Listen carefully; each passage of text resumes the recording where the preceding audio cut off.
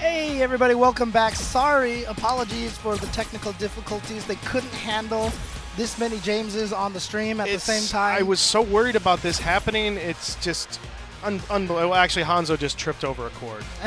No. That's not what happened. Like I said, too many Jameses. The stream went up in James, and it just like went really bad. So. It's kind of like one of those repeating numbers. It just reaches a point where it just crashes the system. You know, it's funny because you also always make the comment that, you know, we're both JC as well. Yeah. And I pointed out to you that there's a lot of That's JCs. a common, you know, it's like initial in the FGC. John Choi, Jason Cole, Joey Cuellar, you know, it's a very common one there. So, you know, especially I guess in the old school scene. Yeah. So you're just carrying on the legacy. Carrying on the legacy, there you go. as well as the great name of James.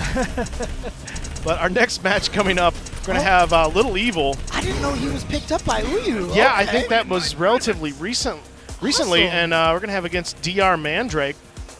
Okay, so DR Mandrake. He's from the Dominican Republic.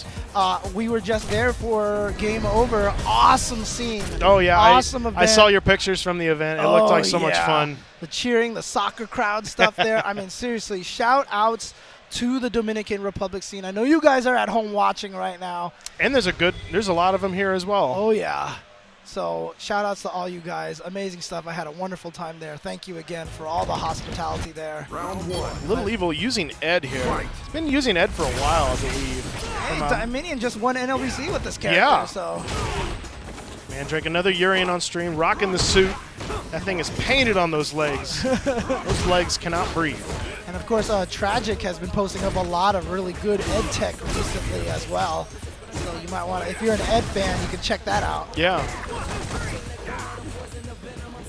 And Ed is not really a strong, you don't really have to have great execution to play him at a very high level, but I'd say the hardest thing to use him is being able to cancel into his mash punch. Yeah, the Psycho Flicker without accidentally doing the Psycho Upper. And it looks like Lil Evil is a V-Trigger 2 player because that gives him so much advantage. It's a good way to keep the pressure going. So look at this, it's plus. Yes, yeah. all safe. And oh man. It's kind of like the way that we saw Ricky using V-Trigger 2 with Chun-Li. Yeah. and I like that. I like seeing the pressure kind of tools in there. Oh, gets the charge snatcher, gets the extra damage. Nice. Shout outs to Kojima, snatcher. All right, and now gets the dunk. Almost dizzy. Oh, the little slight walk back throw. He's going to get a kill combo here. This looks like it's going to do enough. Yes. Oh my God. Yeah, using that, Ed gets really strong damage corner combos using that fireball. But I said, it's all performed with just simple inputs. It's just forward medium punch to do that. And one of the nice things about a character like Ed, you know, a lot of the characters that some people don't consider particularly strong, you know, people talk about top tier a lot in this game. It's just a lot of it comes down to like Cammy is like a better Sakura. Yeah. You know what I mean? Like there's so many characters in this game that I consider like just very good. Right, but Ed is one of those characters that he's so unique that what you like about Ed, what you get out of Ed cannot be done by other characters. Yeah. You know what I mean? So it's kind of cool. I like seeing Ed. Even just like the interesting fireball game that he's got that little startup on it, I think is really cool. Nice. Trying to get in there, but Little Evil just has not let Urien get anything going right now. Just standing just outside of that range. Right. Urien's Fierce Punch, one of the best standing heavy punches in the game. Yeah, so Little Evil blocked a lot. He's got a lot of gray health, but look at this, Mandrake not pushing. So now Mandrake just a little bit behind right now. I feel like maybe not being quite aggressive. Okay, well, here we go. Oh, he goes for the mix-up. Was expecting an EX Psycho upper. Yeah. Oh my God! Just max range connects. He must have been buffering that. Yeah. That is going to do just enough damage to seal the deal. Yeah, it's one of those situations where you hit the button at a range where you know it's going to whiff. Yeah. You can cancel it into the critical art because if it whiffs, nothing happens. Yep. But if the enemy, the only way it's going to hit the enemy is if they push a button into it or walk forward into it. And so that's like a free confirm for you. Good series here from Mandrake. Got the answer. Oh, he didn't get the final hit on that. Lost his better setup. But I like this pressure from him right now, but Little Evil gets out of there with a well-timed crouching Finds his way out. 1, 2, 3. Good anti-air again. Went for the meaty overhead, which is plus anyway, but it's such a strong overhead in this game. He was ready for that. Caught the EX headbutt. Interesting trade there. Yeah, very good trade for Little Evil, to be honest with you. All right. Oh, boy. Well, he's got the V-trigger ready to go. There it is on Wake Up. He's going to fall on it. Yes. Yeah. Good awareness from Mandrake. It's a very good thing. Wake Up V-trigger is a legit thing with Urien, especially if you're on a lead like that, where even if they do a throw to beat it, you're still safe. Yeah. And you got the Aegis still out. Mandrake now with the corner pressure. Oh, wow, that was a safe meaty. Mandrake's going to get beefy damage here. Oh, wow. Punish the gutsy, shimmy. yeah. He's got the V-trigger, just like you said. All right. Next hit will stun, and that's going to maybe do it. What kind of combo damage you can do with this beefy V-trigger? I know there's cool stuff that you can do with it. Okay, doesn't use it. He saves it. The Wake Up V-trigger again. Woohoo!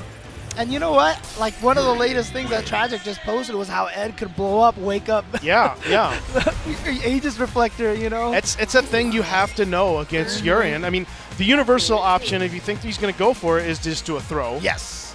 But if you're a character with a multitude of, anti-projectile moves, you can also just wait and see him do it and then punish him. Yeah. But look at this. We are Mandrake right now. Tying it up 1-1 against Little Evil. Again, that island full of so many talented players. Dominican Republic. Yes. La República Dominicana. Very strong scene. They're very supportive of each other. They love coming to events and showing their pride.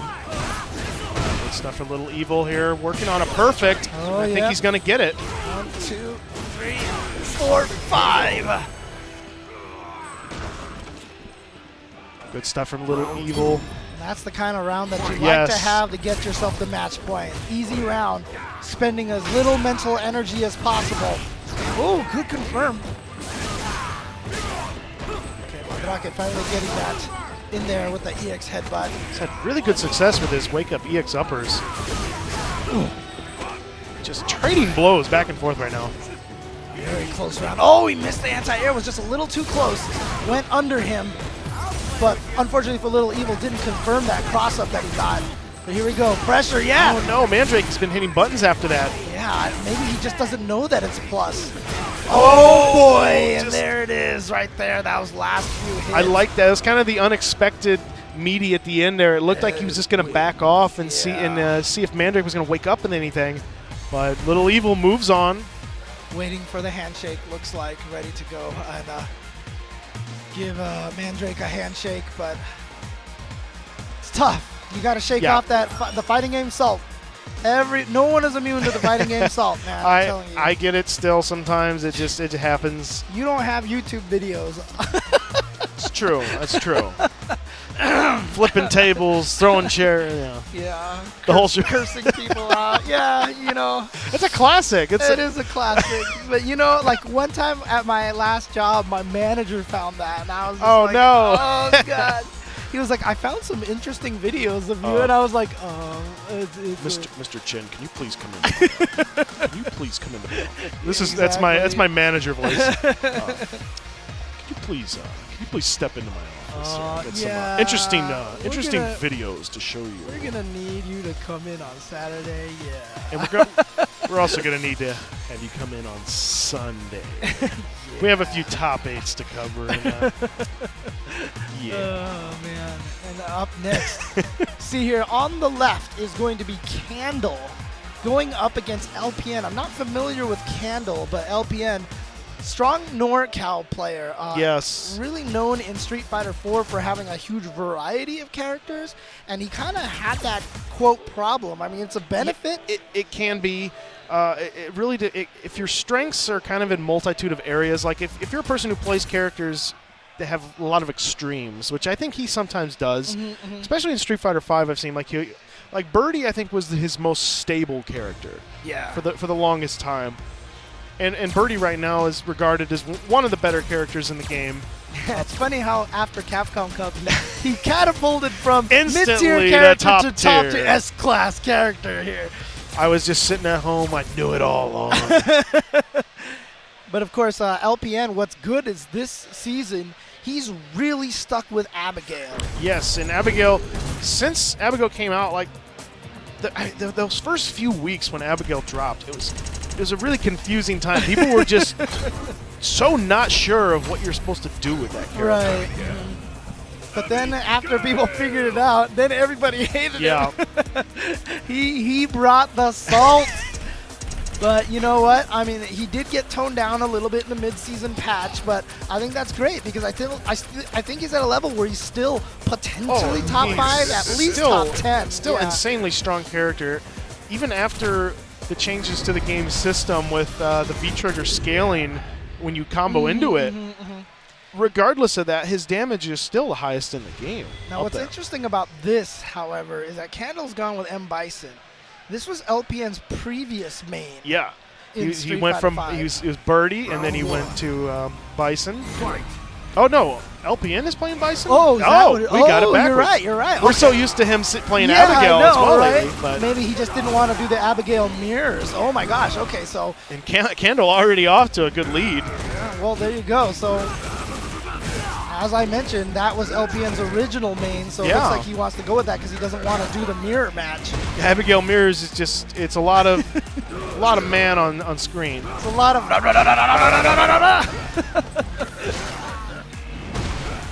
LPN fighting his way back into this matchup. Now Abigail, once Abigail kind of gets pressured by Bison, his only real option is to try to use a parry to get out. Yeah. Remember, only 4 frame buttons, so Bison now with 3 frame buttons and so many plus offensive moves. Yeah, can really bully him, and then Abigail's such a big target as well. That whole start that we saw Candle have is basically the only damage he's managed to do until now. Oh, nice bait on that. All right, V-Trigger 1 active now. Oh, V-Trigger 2, okay. Let's go and get the extra damage with the follow-up. Oh, interesting. He parried. Yeah, he went for the parry. Parried, and beautiful call-out from LPN. Yeah, LPN knowing not to do a follow-up there. Right. So what's interesting about this matchup is that LPN's new main is Abigail. So he knows his options. So same thing what I was trying to say earlier, but in the other direction now. Oh, he thought he was going to get to the other side. Yeah, which does not happen with no V-trigger. I mean, it can happen if he actually dashes through to the other side. Right, under him, but he didn't quite make it. Good block. Ah, yeah, you're in the mix-up. Got it. Oh, he went for the cross-up setup instead. Sacrifice some damage now for more damage later. Oh, he tried to challenge. Yeah, he tried to challenge, which you have more time than you think to actually challenge that, but it's in a setting like that, it's tough to do consistently. Oh, you saw some parry. Good stuff from Candle. Oh, he's going to go right into the critical art and do some damage now. Get the life lead. Abigail, slightly less life than he had before, but still probably I think the most in the game. Yeah. LPN back in the groove here. Oh, nice tech from Candle. Yeah, trying to bait out the parry again.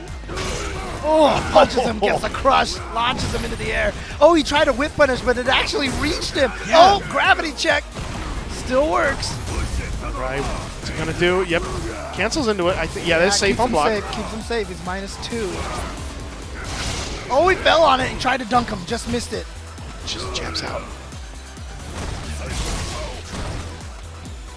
Got that now, V-trigger. Yeah, it no longer has like the infinite armor that it used to have.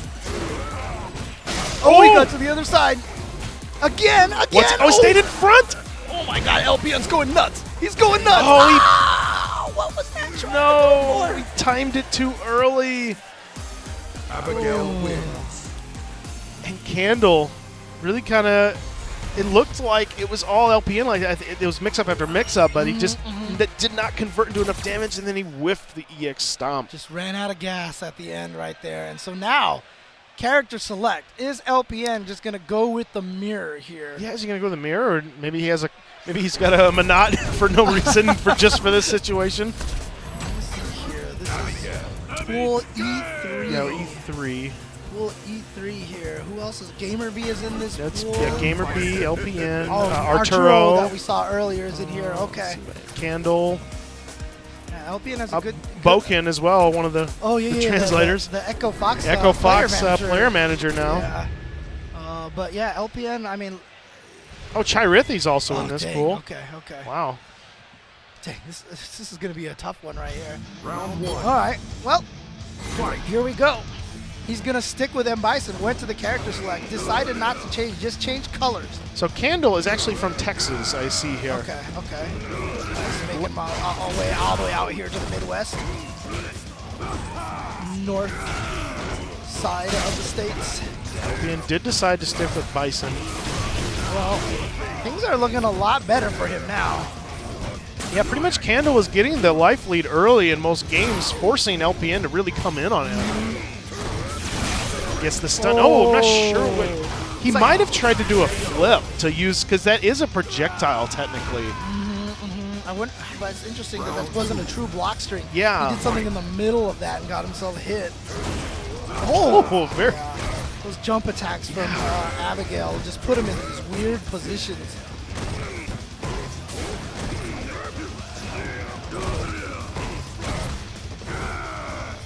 Alright, LPN trying to find some way to. Oh! It's tough to whiff punish. It looks like it has so much recovery when Abigail does that fierce punch, but. Oh, and it still gets to flip to it. Keeps going. Oh, man. This is really scary for LPN. Yeah. He only really has. Oh no! Good call. Gets him out of the air. Oh no! He drops his combo, but should still be able to kill. No, but he has. Oh, LPN, you monster! Oh boy! He spends the bar. He's going for it. Oh, He's not holding back. Can he do it? Can he do it? He's got another bar. One more hit will stun. He got it. He got it. Okay, can he kill here? Yes, he can. Oh no! Oh my God! Oh, he shimmied right at the last thing. What a comeback from LPN. I mean, he was all in. He was spending all of his meter and everything. Oh my gosh. All because with a gutsy wake-up standing light kick, using the 3 frames, got the counter hit. LPN. I love Bison comebacks like that. That character is so exciting when he has V-Trigger. Bison's such a fun character. He is. V-Trigger 1 and V-Trigger 2 are both awesome. Yeah.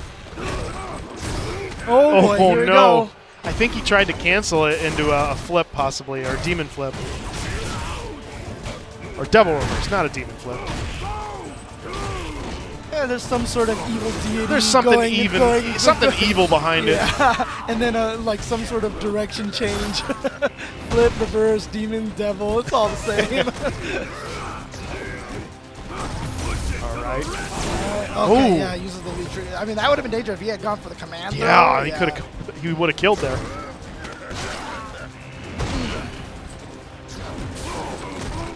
Oh no, what's gonna be? Oh, to use the punch. Oh, he forgot the V-Trigger 2. Still had the follow-up. Okay, here comes LPN. Can he do it? He clutched it out again.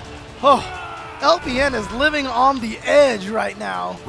Back-to-back rounds with just not even a light punch worth of damage left on his life bar. Candle has been on point with those anti-airs with the Crouching Fierce. Really impressive. Okay, gets a back throw. Goes for the standard Psycho Axe back throw follow-up. Yeah, Obian's really kind of been working his way back into rounds with throws. Candle has not been teching all that well so far. Maybe just that much thoroughly believes in the take the throw philosophy. Yeah, I said against a character like Bison, where taking the throw is usually one of your better options on defense.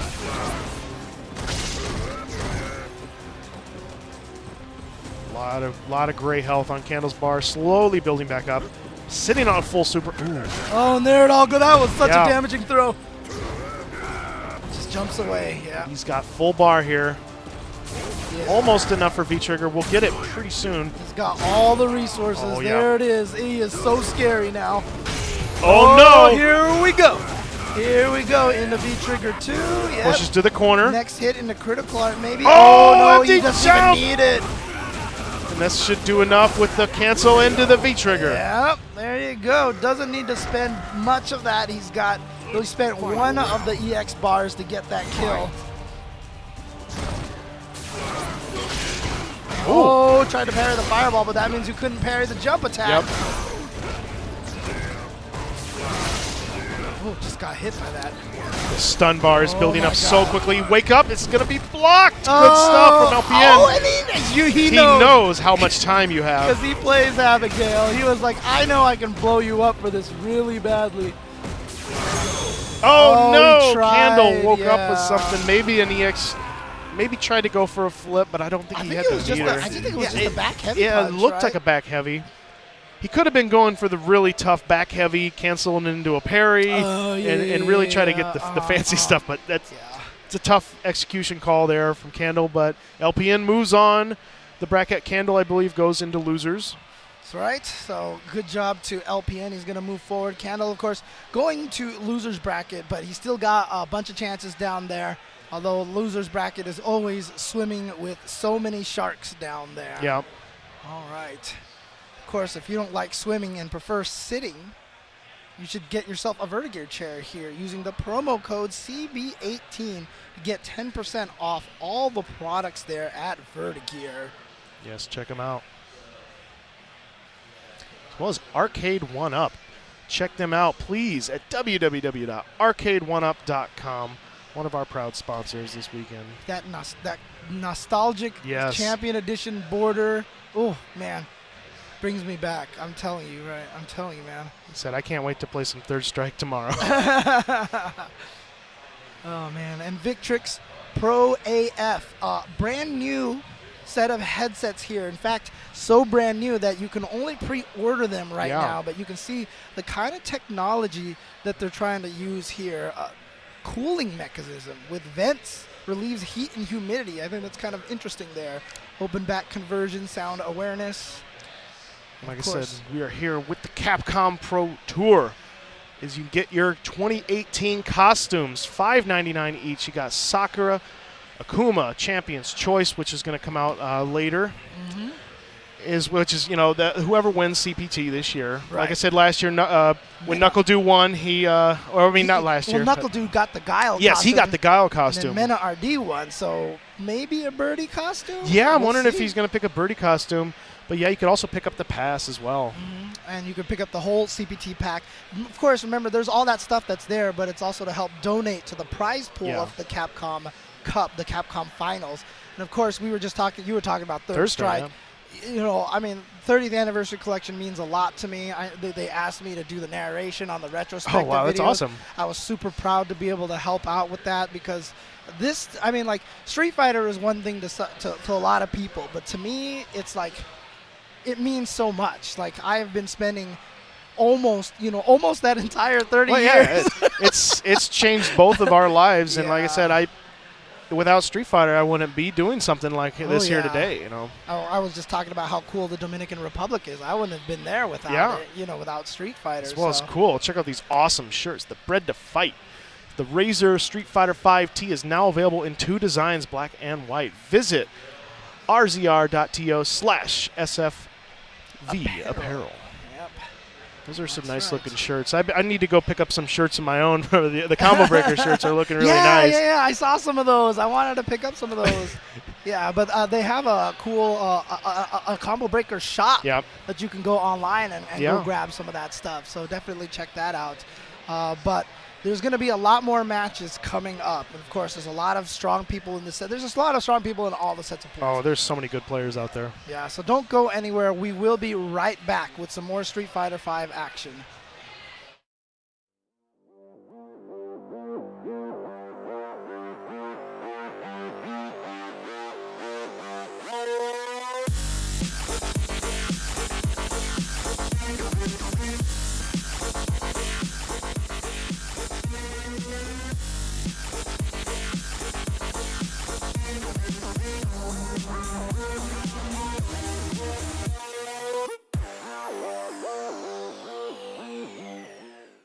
Let's go!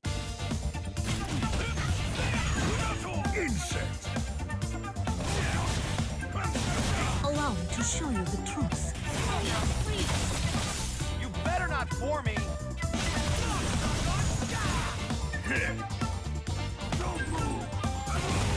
Don't underestimate me.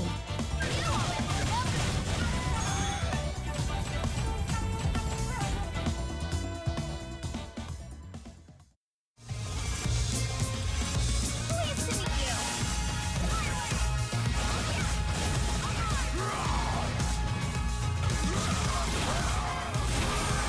Let's begin.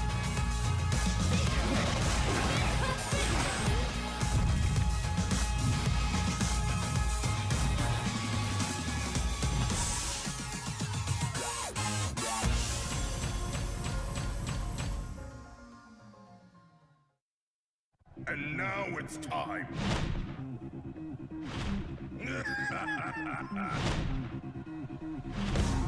Let's go! No limit! I'd do it if I were you. Let's go! It's all coming up ready. Pleased to meet you.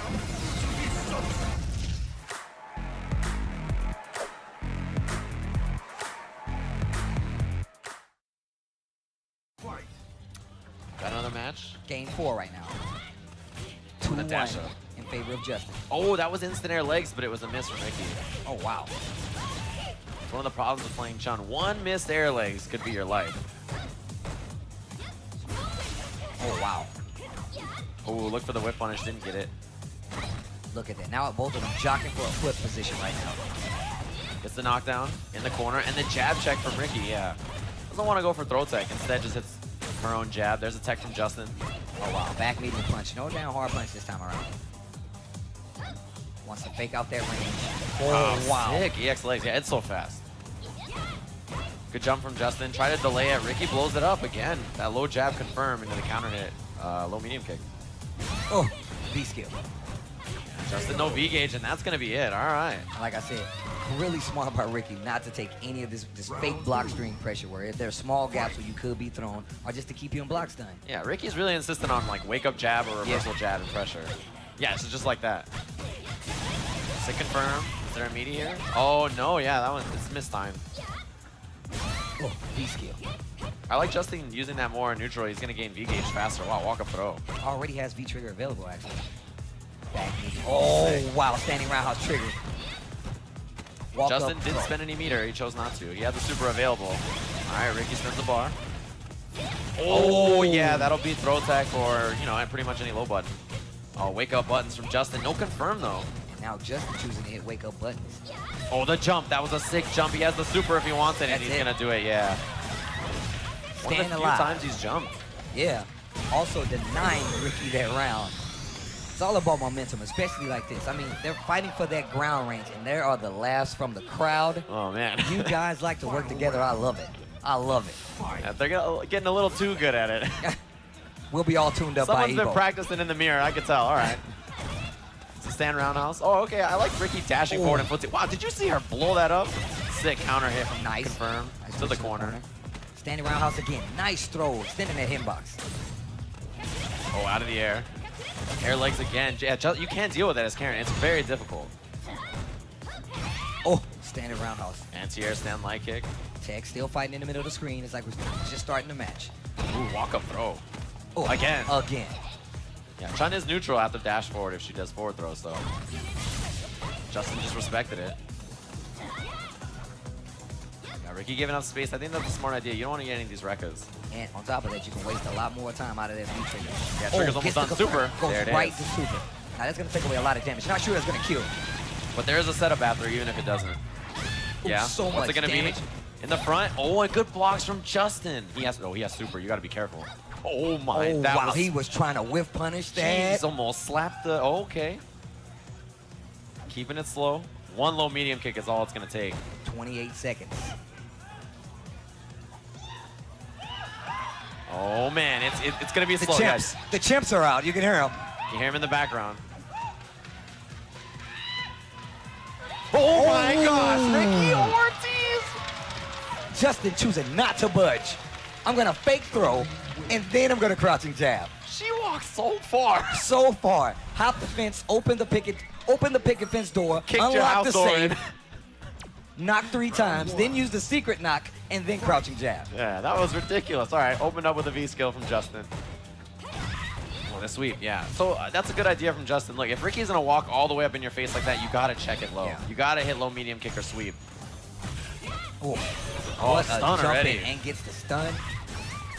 It is 2-2 right now. Oh, Doesn't look in the other good. side, sick block. Just the crouching jab again. Oh, Sick whip punish. And man, Justin's looking so close to closing this out. Ricky does spend bar, so is committed to this round. And the jab, crouching yeah. You have to do that really early because that's a lot of blocks when in V trigger. So. Right, yeah, the V skill over from Ricky. Well, that was a pretty dominant round from Justin. Looking for that whip punish again. Nice. Shoulder. Yeah, you don't want to get counter hit by that shoulder. If you wait just a second, you can block it. Or you definitely don't want to get traded with it. Exactly, especially now. Karin does have full super. Right, it's going to be a huge combo if you get clipped. Oh, Ooh, whip punish from Justin. Anti-air. In the front, that was ambiguous. I like the meter conservation right here by Ricky. She's doing an awesome job of making sure she always has access to damage. Oh, and that V trigger is good. Man, Justin standing his ground against V-Trigger Chun. That's so dangerous. Oh, dashes in. Anti-air. What side? In the back. Justin didn't block the overhead. All right, it's not stun, but it's close. A throw with stun. No, opened up again, and it looks like we're going to a final round. Final round right now already. These both know how to make it tense. Fully loaded meter for both players, too. Oh my. Gotta watch out for super. Man, Justin getting picked apart here on the ground.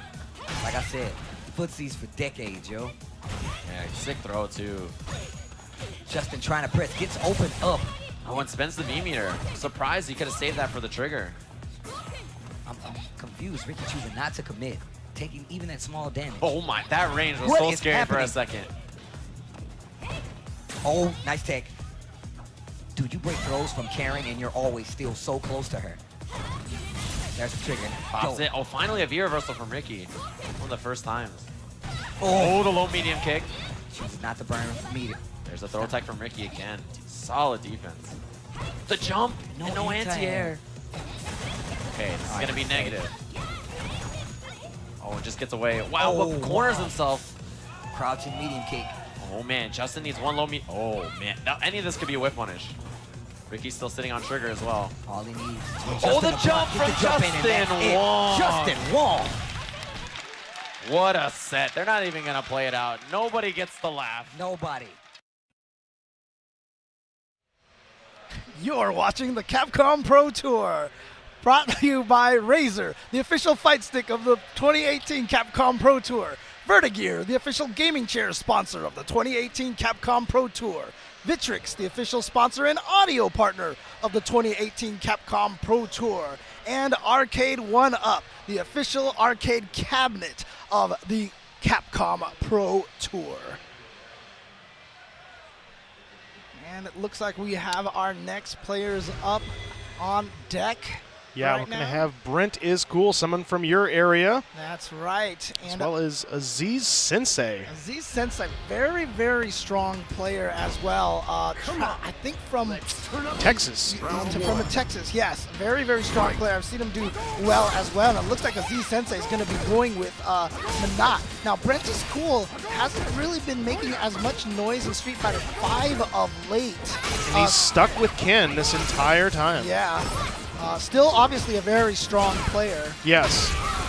Who's had, his past history, he's littered top 8s numerous times, including knocking out very, well-known Japanese players even from events before in the past. Oh man, he got caught by the standing medium punch. That means AzizSensei has his. Oh no, he dropped the combo. Oh, Did he the got heavy it. punch a little too early, but he picked it up again. And just like that, all of Brent's life is down. There's that dominating standing fierce Oh punch. wait, here we go into the corner. He's got to take advantage of this. Menat, this is her danger spot. But the counter hit combo. Yeah, it only happens on counter hit. She gets to do that crouching light punch into the standing medium. Good stuff from Aziz. Oh, stopping the run. Yep, not letting Brent get in there. So Menat is the only character in the game that has normals that from what the range she's using at, you can't hit her sometimes. Yeah. Unless you actively take the risk to move yourself in. I mean, honestly, see, right there, you saw that, you know, he tried to jump against Aziz, and he got hit out of the air, and unfortunately, it led to the overhead combo. Yes. But if the orb was still in her hand, you can't get discouraged by getting anti-aired by Menat. You gotta keep jumping. You gotta keep jumping at her. In my opinion, that's one of the keys to find. Oh, nice!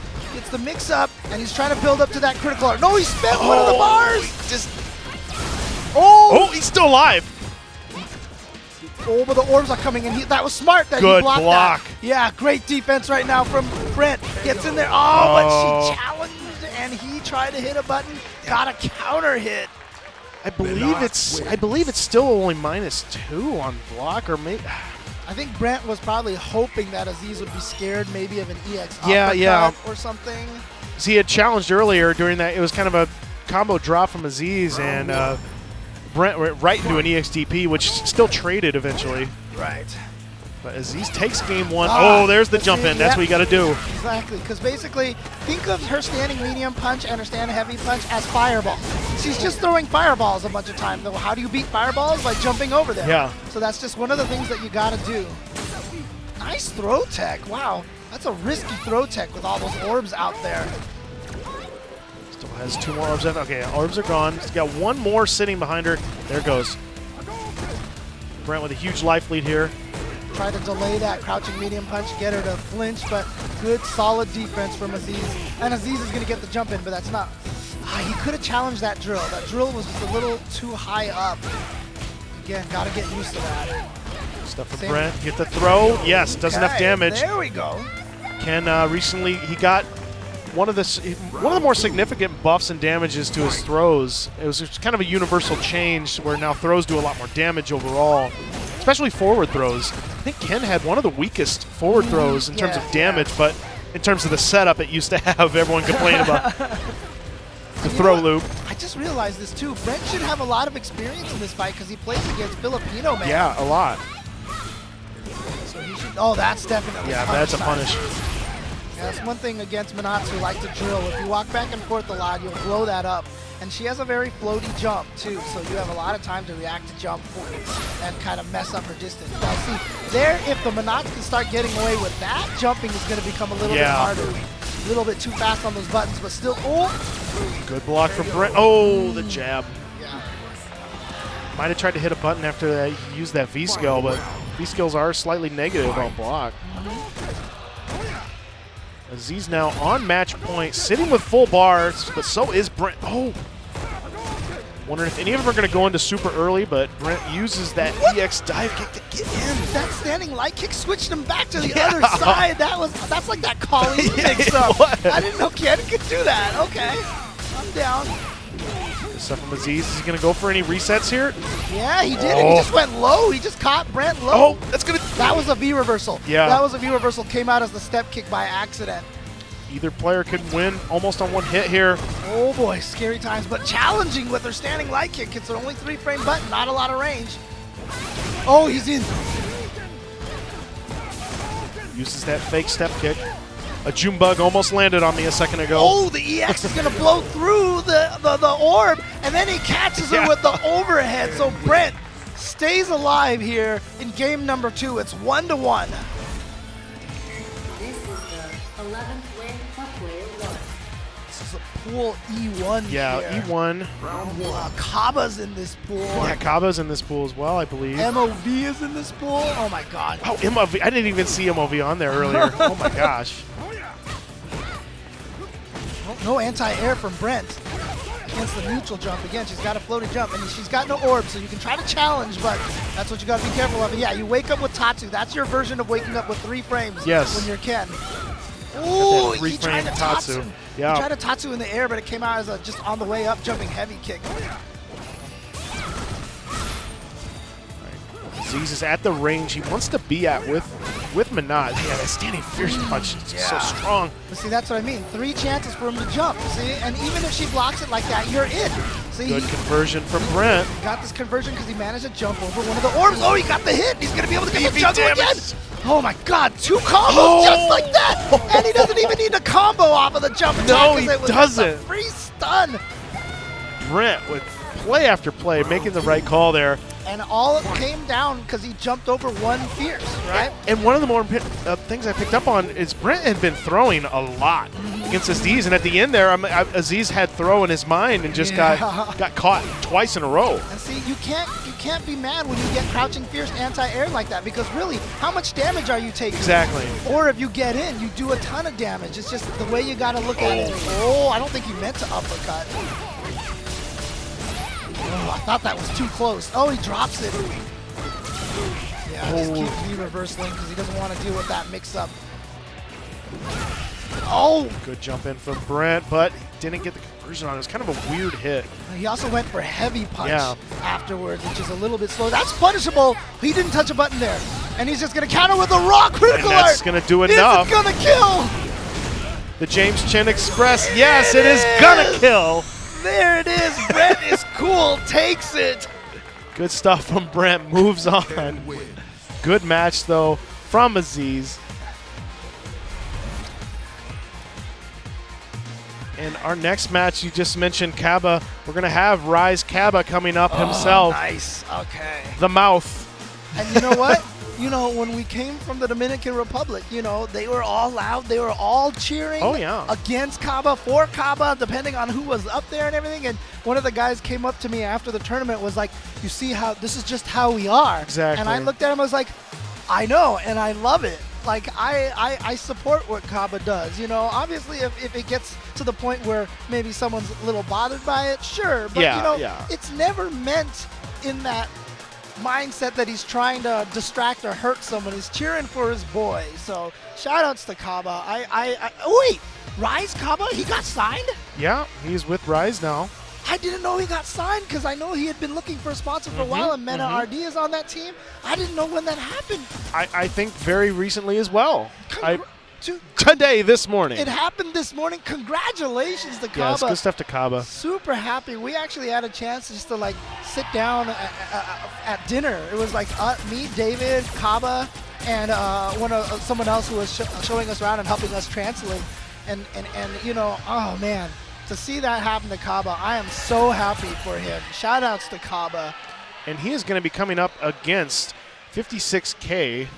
He's got TCOL as his sponsor tag, or team name potentially. They said sometimes it gets tricky. There's so many sponsors nowadays, and then there's also just player teams that people create. I'm just going to assume everyone's making the big bucks, and I'm left out behind. Well, that's why he's named 56K. Yeah, that's what TCOL is paying him. 56K, yeah. Sign me up. Yeah, I know, right? The TK 56K, and now I got TCOL 56K, getting it all backwards. He's going to use Karin there against Caba, who's been playing Guile. I think I've pretty much only ever seen him play Guile. I don't know if he has any other side characters. In Season 1, he played Ryu. Okay. Obviously, Ryu has not had the nicest of fates here. But Guile's a nice character where I don't feel like you almost need to have a counterpoint character. Exactly. Like, who are you going to play as a secondary that covers his, quote, bad matchup? Yeah. Maybe against the Balrog, but like outside of that. But yeah, Caba right now. I mean, right now, TCOL 56K has already done a great job getting through some of those Sonic Booms. Karin doesn't strike you as one of those characters that has a lot of ways around Sonic Booms, but she really does, actually. Yeah. She has a lot of good ways, especially that right there, just a little too far. Still got the conversion on it, and it's still allowed to juggle. Good patience from Caba right there in the corner. So I'm wondering if he is going with V-Trigger 1 potentially just to get more V-reversals. Because I can see V-reversal being a very strong option against Karin to get her off you a lot, you know, because when you block a shoulder, she's normally very safe, but if you get that space, which you want with Guile, I can see that being an important play. Nice counter on the sweep. Because Guile has 2 very strong V-triggers, depending on... and they're often very matchup dependent, too, depending on what you want to do with Guile. It's always nice to be one of those characters that has that 2 very distinct, strong V-triggers. Yeah. And, you know, don't let Justin and you believe that Karen's V-trigger, too, is strong. I know he loves that V-trigger, but... Oh, the counter hit to the other side. And the side switch, and he gets the damage. Doesn't go for the critical arm, but the wake up, he the did it. flash kick. He did it. I'm going to do it. And he did it. Shoutouts to who was it? Was it gosh, who was it that was doing commentary in Europe? Was like, don't flash kick, and then he did, and he did. Oh man, That was great. God. Caba taking game 1 over 56K. Fight. I'm not sure when Menat was playing, if he played earlier or if he's going to be coming up later tonight and all. He might even be in the crowd right now supporting Caba. What a whiff punish there for 56K. Very he's going strong, to and get there the it is. stun. 56K. With the perfect potentially, if he spends meter, Yes. he does. Always use it to kill. Well, I mean, with that much life, maybe. Yeah. But if it's Abigail, yes. Yeah. Good sweep for 56K. Ooh, back fist. Just catching her walking forward. Good space controlling move. Oh, just a little too late on that for the Senha. Ooh, good catch on that Sonic Boom hitting there. Oh, Caba looking strong here. We had a great first round for TCOL 56K. But now, I love that. Was beautiful. I love seeing Guile do that. The neutral light kick Yes. in the Sonic, yeah. Yep, there you go. Like you said, just using that V reversal, probably going to do it. Oh, ooh, I'm surprised he didn't do Still it again. potentially in this, but he doesn't. Oh, there's the Sabat kick, yeah. Actually using the Guren, the Guren, Guren Ken, that's what it is. Mix-ups, yeah. Sorry, the Rekkas. I'm just going to call them the Rekkas. Pretty much the only safe ender that she has is that elbow. Yeah. But it's not a true block But it's string. not a true block string. Trying to catch her with the shimmy right there. Ooh, Too far. just like a little bit away. Yeah. Nice last second V-trigger cancel to make sure that sweep couldn't be punished. All right, good punish from Caba. And unfortunately puts him in the corner, so the EX for Senha built some space. Ooh, okay. Stays in front.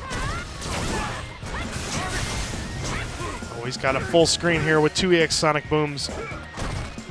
Oh, good sweep. Good stuff from Caba. He's going to move on with a quick 2-0 with 56K. But 56K, I mean, he showed some fight there. I mean, he had that clean, perfect. Yeah, he played really well. I was really impressed with his play. And, honestly, a lot of times when you sit there, Caba obviously, just got sponsored, counts as one of the, quote, professional top players and stuff like that.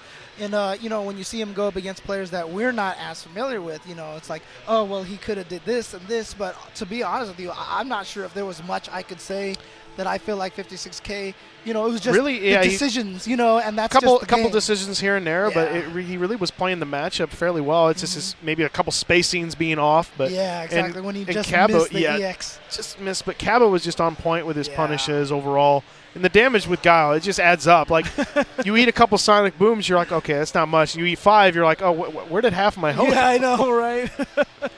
But so good stuff to 56K. Let's hope he can do some damage in the losers bracket. Remember, 2 players make it out of losers, although one of them has to make it all the way through winners to be able to do that. So the way the 3-out system works is it's pretty much the same. You're not playing. There's one more match you're not playing, which is the losers finals of the pool. So whoever makes winners finals, they play. And then whoever wins, he's out, and whoever loses is also out. Right. And then the person who wins the loser side of the brackets, which is usually losers semis in a normal 2-out system, they are also out. Like I said, that's what happened to me in my Dragon Ball pool. So. And what's nice about that is that because I would say losers finals is probably 50%, maybe more than 50% runbacks. It's this also cuts away with some amount of double jeopardy as well, which is really nice. So like I'm not going to be potentially playing the person that sent me the losers. So I'm going to be possibly playing somebody brand new. There's a lot of people out there say, well, you got to win just no matter what. But it's not that we're trying to save you from losing to the same guy twice. But in my opinion, I just like it because it creates a giant more variety of matches and stuff. And as a player, it's more fun when you get to play more different people. You get a better experience. Especially in some of these pools where there can be 3 or more killers in the pool. And you hate to see somebody, not make it out. Say, you know, randomly Justin Wong loses twice to Sako or something like that, and you're just like, well, shoot.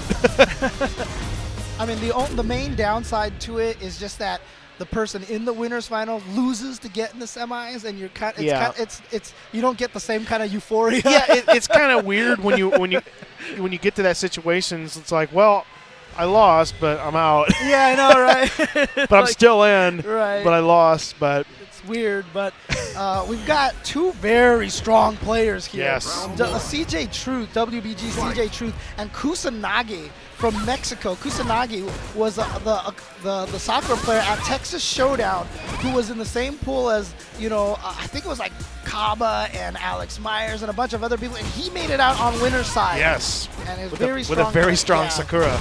You know, I jokingly called it a fluke. I didn't mean it that way. It was a reference to something, but you know, people who know what the reference was knows why I said it.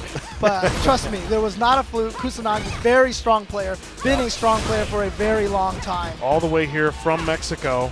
Yeah, but CJ Truth, also a very strong player. Oh, no longer the young kid, he is now the young man.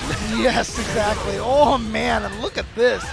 And you know, I mean, and you know, I talked about this earlier. You know, Sakura's strong character. I think she's good. She's got a lot of interesting tools. Like, she's got really good frame trapping normals. She's got solid damage. She's got fireballs. She's got an EXDP. That standing light kick is a beautiful pose as well. But the thing about it is, you know, Cammy does a lot of those things, but a little better. A little bit better. Yeah, so, you know, it's going to be tough right here. I feel like might be a bad character matchup here for Kusanagi. Although he beat Alex Myers as well. Yeah. So he should have a lot of experience in this, but look at this. CJ Truth is just going in right now. One throw will take it. Yes, CJ Truth with a quick 2-0 game 1 victory. Man. Kusanagi looks like he's just not woken up yet. We'll see. Yeah, I know, right? Tough situation here. He's thinking about it here. But CJ Truth, like I said, it's kind of funny. Our last match was Caba and CJ Truth have a little history, but they're not in the same pool this time. Yeah. What's funny about that too is, you know, I mean, they also have a lot of they've known each other for a while. Yeah, indeed. Yeah. CJ Truth's mom is from Puerto Rico. Yes. And Caba obviously from the Dominican Republic. They've seen each other a lot at a lot of first attack events in Puerto Rico. CJ Truth with a 1-0 lead here. Kusanagi going to Karin with maybe his original main character. And what's interesting, I actually think that this is actually a good idea because Karin, like they have the same standing medium kick. Cammy's maybe a little bit better now, I think, but Karin with that V skill kind of has a little bit advantage in the neutral. Yes. Cammy obviously with the advantage because from jumping with the dive kicks.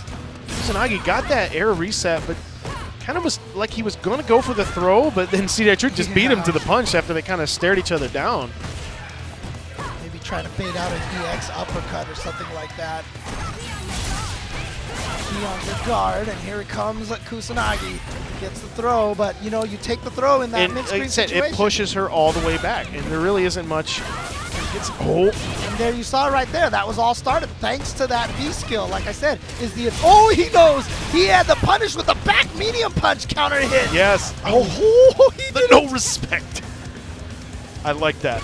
And what's important is that Kusanagi. Oh my God! He just went for it. Just the raw drill. Just raw drill caught Kusanagi sleeping, and he confirms into the super.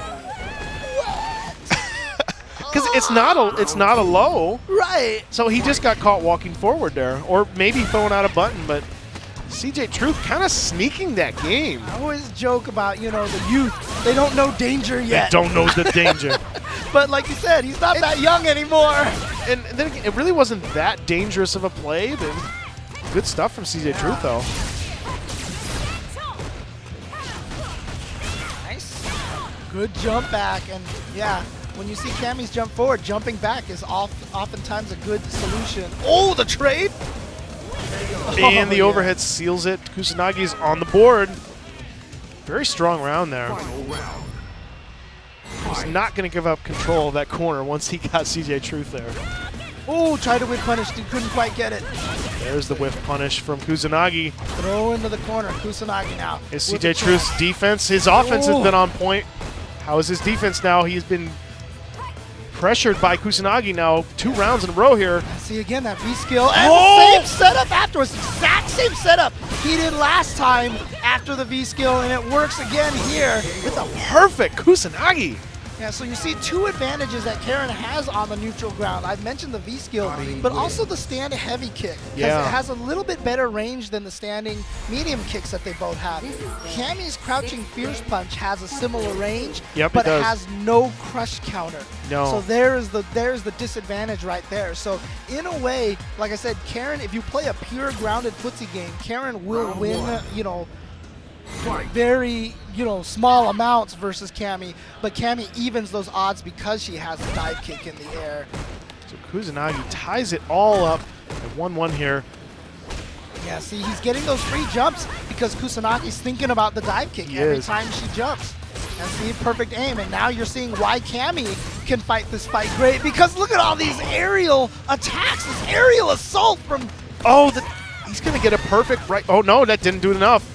Oh, there it is. That's going to do it. CJ Truth just right back at him with a perfect. I said both of these guys' offense has been incredibly strong. Yeah, they just demonstrated exactly why both of the characters can have an advantage. Yeah, whoever gets it presses. Okay, now it's Kusanagi's turn. Oh, he's been doing that like every time. Oh, he challenged after he got his shoulder blocked. Oh, that was a far throw. Please don't trade perfects here. Are we going to see another traded perfect? God, oh my God! What is going? This is going to be the 3rd perfect in a row, but not quite enough. Oh, okay. CJ Truth says no. Screw you. No perfect for you. Oh, in fact, he's still in this. Yeah. Watch out for jump into dive kick. Oh, my neutral gosh. Jump. No EX. He's got super now. He could. Oh, okay. There it is. The Kusanagi takes it with the. Just the empty EX command dash. Okay. Maybe wasn't expecting him to get hit by the crouching medium kick, so he had that scoped out since the beginning. Worked out for him. And here we are, last match, last round. As I said, this was going to be a good match between these 2 strong players. It's CJ Truth getting the early lead here. Is he going to press his advantage? No, they're kind of... Oh, they Kusanagi with a rare jump in at a weird time like that. That's the first time I've kind of seen that. CJ Truth just gave Kusanagi the corner, who has full V-trigger stock. Next hit is going to go into it, potentially. There it is. Oh! No whip punish on that. Oh, God. Oh, wow. Nice awareness of that. She was going to go to the other side on that. Using that safe elbow follow-up. Yep. I mean, he's punished it before. Yeah, he tried to punish it that time, but he decided to go with the... That is going to do it.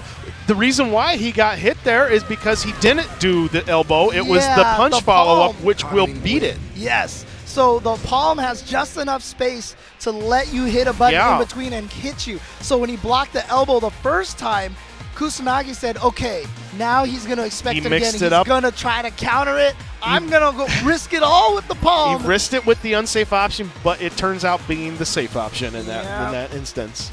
Wow, what a great ending right there. And again, showing you the strength of Kusanagi, and again, you know, it was a fluke win. No, I'm kidding. I'm kidding. Even like I said, he played soccer the first game, lost a pretty quick match, and then came back with his Karin and did a great job. Yeah, it looked like no trouble at all going right back to her. So, and like I said, I like that pick because I feel like Karin can fight Cammy decently. But we're going to have another great match coming up here too. We're going to have CYG BST's GamerBee. Beast himself, GamerBee against LPN. We saw from LPN NorCal, on the stream earlier. You know, GamerBee, he was a Necalli player for Season 1 and Season 2. Decided to switch over to, guess who? Cammy. So we just saw some Cammy. We might see some more Cammy. And this is the winners finals of the pool. And this is going to be interesting. Like, I feel like these two have played each other before, and they had to do a blind pick. Yeah, because they said they both have been able to play so many characters in different, you know, with different advantages against each other. It's just, I wouldn't be surprised if they're doing one here. I think he wants Necalli versus Abigail, and LPN wants Abigail versus Cammy. Yeah. And GamerBee wants Cammy versus Bison. What's going to happen? Let's see. Oh, he just went straight to Abigail. He's not worried about it. Okay, so, he's going to Necalli, Sure enough. Necalli known as probably one of the strongest anti-Abigail characters in terms of Abigail's worser matchups. No, there we go. Going to Cammy. He's going back to Cammy. Wow. Who's no slouch. That's really interesting because, you know, this can be, I mean, look, Cammy doesn't have a bad matchup, right? But like, no, not really. This is, oh yeah, so he went back to Necalli there. He's thinking about it. He's thinking, and LPN's just, he's sticking with Abigail. That's what he wants to do. Which V trigger is he selecting? Oh, he's going with Max Power. My favorite Homer Simpson name, Max Power, you know. And versus Eruption of Power. Eruption of Power. So one's at And max, I still the other's get just an eruption. And I still get Necalli's V triggers backwards. One gives the fireball, one gives the jump launch. One is the jump, two is the fireball. Yeah, so he's gotten the fireball. Most of them go with the fireball. I feel like the jump option is one that's not explored enough by Necalli It's players. interesting. It's got some really situational uses, and it can have some really good set play with it. Yeah. And it's plus on block, I think, if you charge up the I think so, way. yeah. And there you go right there, GamerBee. I was very comfortably squashed next to him on the Uber here from the airport. How was that? How long did that take? Like 40, 50 minutes or something like that. That was fun. He was hugging my luggage the whole time, so shout outs to him. Try to jump away instead of just taking it, but it worked out for him okay. And his V-trigger is active. Oh, GamerBee would just sniped his dash out with those two crouching medium punches. One of the reasons why I mentioned that trip, though, is that one of the things that he said is he likes uppercutting people. Yeah. And so he's always on point with his uppercuts against jumps. Wow, tried to flip in there. Oh my God, that reached. There we go, back. Takes the dash set up there. Abigail just gets great damage off of his command throws. Tried to chase that down, but no punish from LPN. It's like zombie Abigail. Oh, good reaction. Abigail does have one of the lower trajectory jumps, so it's tough to react to. And look at this pressure right now from GamerBee. Almost has a stun. Well, okay, he's going to be safe from that now. Oh, the flip was just a little bit, just missed just barely. Nice. Combo that would have formally killed Whiff. Okay, I like it. Yes. Setup there. It's kind of dirty.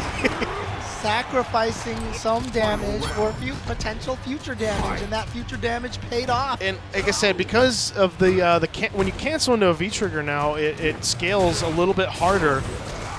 For Abigail player, yeah, the combo still does amazing damage, but if you can incorporate resets into your game now, you don't have to worry about that the damage reset anymore. It's going to do so much.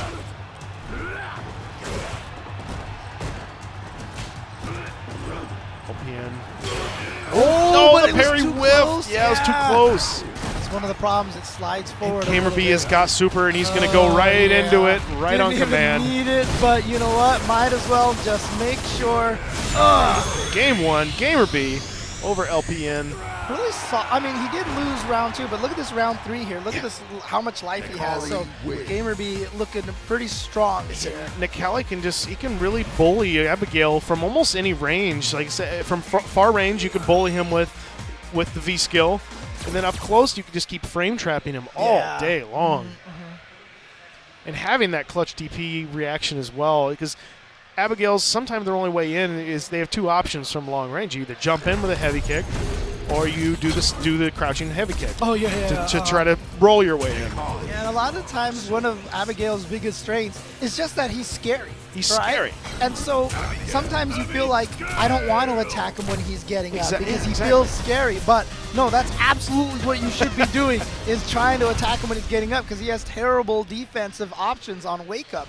No 3-frame buttons. At least I don't think he has a 3-frame button. It's kind of been the rule of, not necessarily the rule, but against big bodies in almost any fighting game, you can't give them too much respect sometimes, or they will just trounce you. Right. Oh, I like that idea, pairing through the Seismo. It builds a little V-scale bar there. Doesn't really get you much, though. That's the only issue. All you're trying to do is just make it so that the other guy is like, maybe I shouldn't do this because, but you know, I mean, he gains V skill too, so. Good tick throw from LPN. Too far for the second crouching medium punch. Not. Oh! That wasn't a counter hit that time. Wow, wake up buttons from GamerBee. Man. And that's the thing about Necalli. He's got such great buttons. He's got the 3-frame crouching jab to really kind of check Abigail a lot of times. And I love that from GamerBee. Just activate the V trigger. Don't try to combo into it. You're faster. You're stronger. You know, I mean, it's just. There's no downside. Yeah, exactly. Oops, the wrong combo from LPN. Gonna get a little damage here.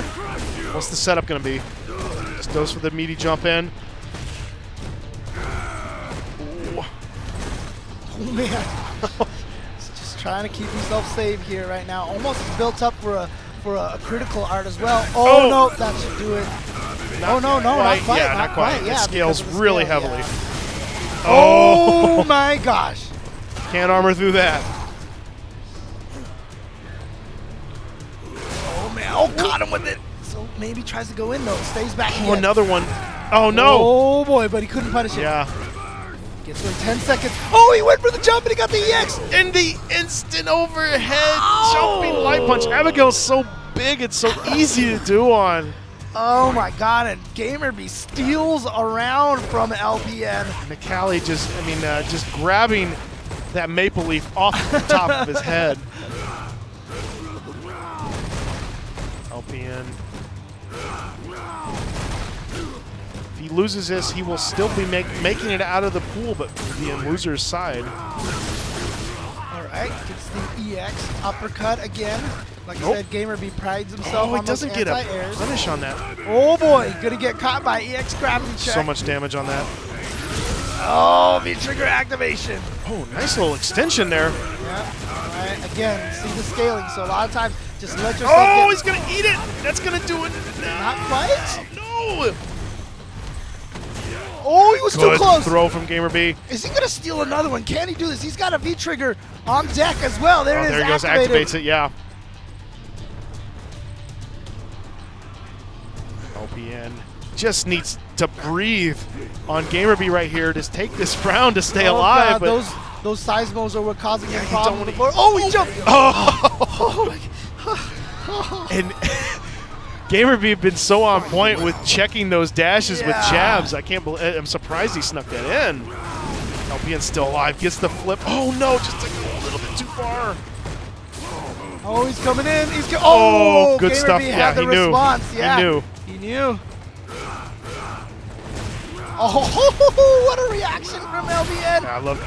Abigail has some great preemptive anti-airs. And you really got to challenge those flips like GamerBee just did with the uppercut. Oh, not that time. Gonna let himself get hit. He's gonna get huge damage here. Wait, Yes. that wasn't the crush. No, he just it got wasn't. a legit hit.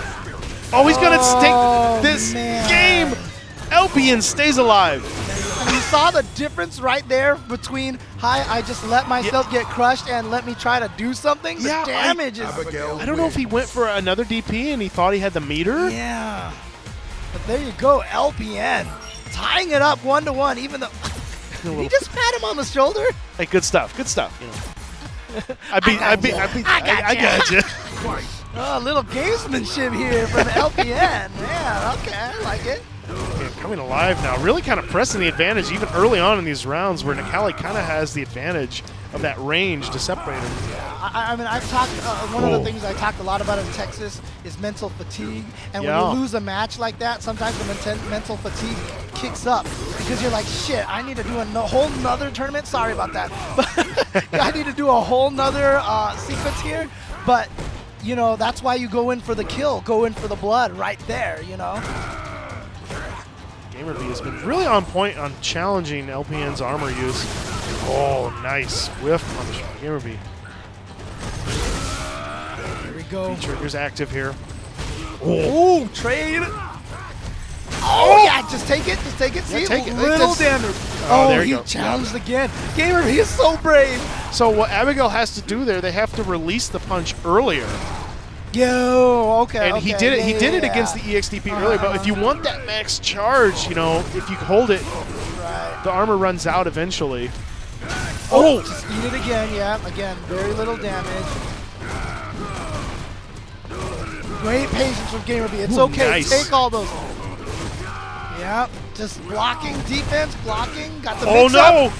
Oh boy. This is okay, scary here. Not anymore. 15 seconds. Oh, what? What? Oh, beautiful mix up. He whipped the button. GamerBee just stood there and took that punch. That was beautiful right there. And LPN is on match point here.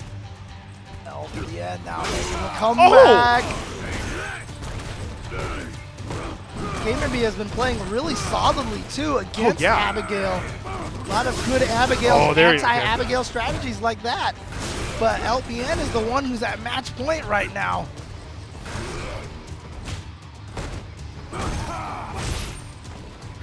Oh, no anti-air that time from GamerBee. No. Oh, mix-up time. Oh, he canceled it early. Good throw. Too close again. Too close again. GamerBee. This character's so scary when he's got this active. Yeah, just go ahead, put it out. Yeah. Might as well activate. Right. Okay, good whip punish with the Seismo. Yep, Oh, take no. it. Just take it. Oh, boy. Here we go. The damage. Not quite. Okay, he goes for no mashing. Oh, get the frame advantage. Uh-oh, counter hit. Here comes GamerBee. Throw one more mix up. It's gonna be. LPN Faking has no Seismo. more. He has another V trigger. Oh my god. Oh my god. What? Where did he pull this V trigger out of? If he's gonna be able to activate here. But he's gotta. Oh, the dash throw. Good stuff from GamerBee. And right there, you see the advantage of V-trigger activation for Necalli. The dash becomes so scary. Yeah, it's so far. I think it's the same amount of frames, but the distance on it. It covers so much more distance a little bit. Good stuff from GamerBee here. He's setting up his game plan. Yeah, we're at match point for both of these guys. Oh my god. Oh, he tried to jump. And now towards the corner, not a fun place to be. Oh, no, the command Here we grab. go. Here we go. Big damage. What is LPN going to do? He's got him in the corner. Oh, too far for it. That's surprising. Oh, the armor. He just went for it right in the middle of that. LPN is a madman. Oh, safe he jump. is going to have safe jump. the he kill. Gets the stun. Activates the V-trigger. Pow! One more hit, and that is it. LPN comes back to beat Abigail wins. GamerBee Man. and makes it out of his pool in winners. But GamerBee is still alive. He's going to make it out in losers because the 3 people make it out. But wow, it looked like it was all GamerBee for a second there. He had the game plan going, but Abigail just armored his way to victory. Yeah, great job to LPN there with the adaptation and just the smart plays at the end right there. Good stuff. I'm sure he's happy to be making it out of that pool. That was a pretty stacked pool to make it out in winners. Oh man. All right, so I'm not sure if do we have any more matches lined up? Do we have one more match coming up, guys? Yeah, that is. Wow. Yeah, the next thing coming up is the 30th anniversary auction tournament. That's right. Don't go anywhere because this is going to be really interesting. Right, the 30th anniversary obviously is celebrating all of the Street Fighters from 1 to 3. Yeah. And what's going to happen here is we're going to have 8 players playing up against each other, and 4 of them. Now talk about the 4 of them that are already in this. Well. Okay. Yeah, we'll talk about them a little bit later. Plus, there's some interesting. Change of some interesting situations that have come up. But in any case, they're going to randomly play between the 12 games. So that's the craziest part right there. So definitely want to tune in for that. Definitely want to check that out. You're going to want to watch that. And more importantly, if you can listen to it with your Victrix Pro AF headsets right here, you can see a brand new line of headsets that are coming out. Check them out at victrixpro.com. As well as one of our great sponsors, arcade1up.com. Check out that awesome cabinet with all the classic games on it. Oh, yeah. I love that. It's so cool. The classic Champion Edition design, too, on there. So cool. As well as you can save 10% off all products from Vertigear using the promo code CB18, www.vertigear.com. Please check them out. That's right. And Razer has a bunch, not only the official fight stick of the Capcom Pro Tour 2018, they also have some apparel as well, so you can visit them on that link right there, that shortcut link see on your screen, and check out the cool Alpha 2 homage t-shirts that they have. You can also see it on their sticks right there. Really, really cool, like I said, homage to the old Alpha 2 artwork. And, you know, Alpha 2 is a game that we will potentially see in the 30th anniversary tournament that's coming up here. And speaking of the 30th anniversary collection, coming out May 29th, very soon here in a couple days, 12 Arcade Perfect classics, including every Street Fighter game, including the original 1987, if you want to punish yourself through that. Yeah, and not only that, too, but if you pre-order it right now on the PS4, Xbox One, and on Steam, you will also get a free digital copy of Ultra Street Fighter 4, which has Edition Select on there. Yeah, so that's you can technically every version of Street Fighter 4 as well. Exactly. So you're going to get everything up to Street Fighter 5. And if you want to support Street Fighter 5 and the Capcom Pro Tour, you can purchase the CPT 2018 Premier Pass. It is $20, and you can see the stuff that you get there, but more importantly, it supports the Capcom Pro Tour. If you've been enjoying this and having a great time seeing all the Street Fighter action, you can see part of the proceeds goes towards Capcom Cup and CPT. Remember, Menat RD walked away with $250,000 in first place. A lot of that came from these Premier Pass sales. So that is not just supporting, you know, the CPT, but is supporting the players as well. But yeah, like I said, that's it for Street Fighter 5 pools tonight. There's going to be a lot more action tomorrow, as well as I think counting down to the or no, that's on Sunday. I think they're going to count down to get to the top 8, the rest of it on Sunday as well. Really? So we're going to okay. So more pools all day tomorrow. Like I said, we had almost 700 plus people in the bracket. Yeah. There was like 680 some people, I think, total in this tournament. A lot of people. Yeah, so good amount. But there's still more pools to come tomorrow. A lot of good stuff. But again, don't go anywhere here on Capcom Fighters on this channel. We're going to have the 30th anniversary exhibition coming up after this break. So come and check out all of the really cheap old games. And yeah, I guess then that's it for me tonight. Yep. So I'll Thank probably you very much, sir. see you some more tomorrow. Great stuff and great name, by the way. Yeah, it's a good name, James. Yeah, exactly. It's a good name. It's a good name. But peace out, everybody. See you later.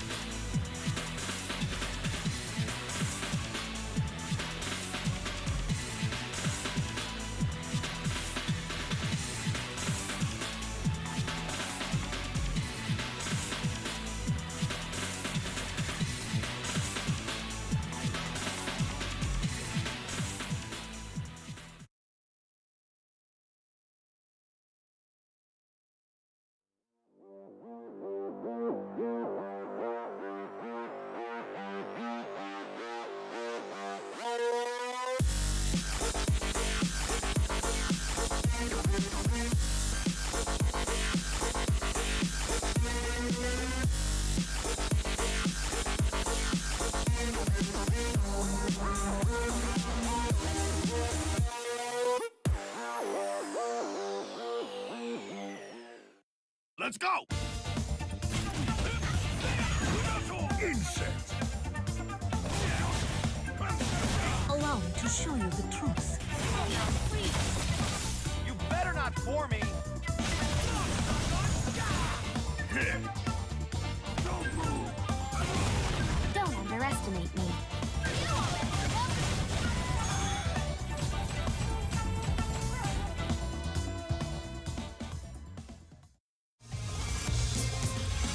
Pleased to meet you.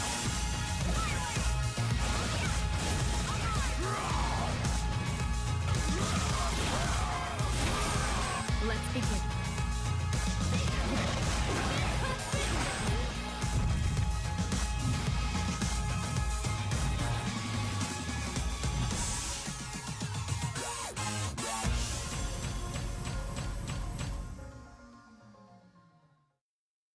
And now it's time.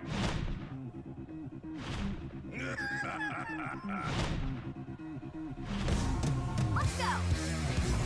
No limit! I'd do it if I were you. Now let's go! It's all coming up party! Pleased to meet you.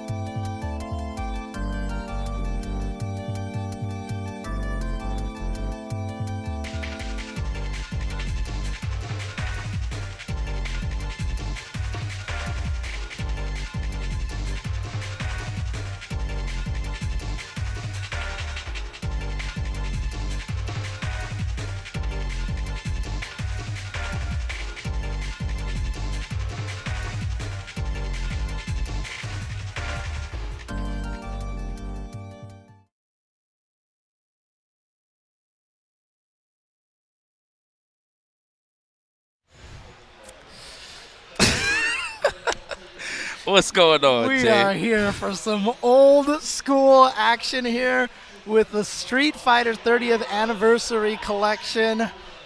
Look, obviously I'm excited about this. I grew up with all these games. These are the games that turned me into the person that I am today.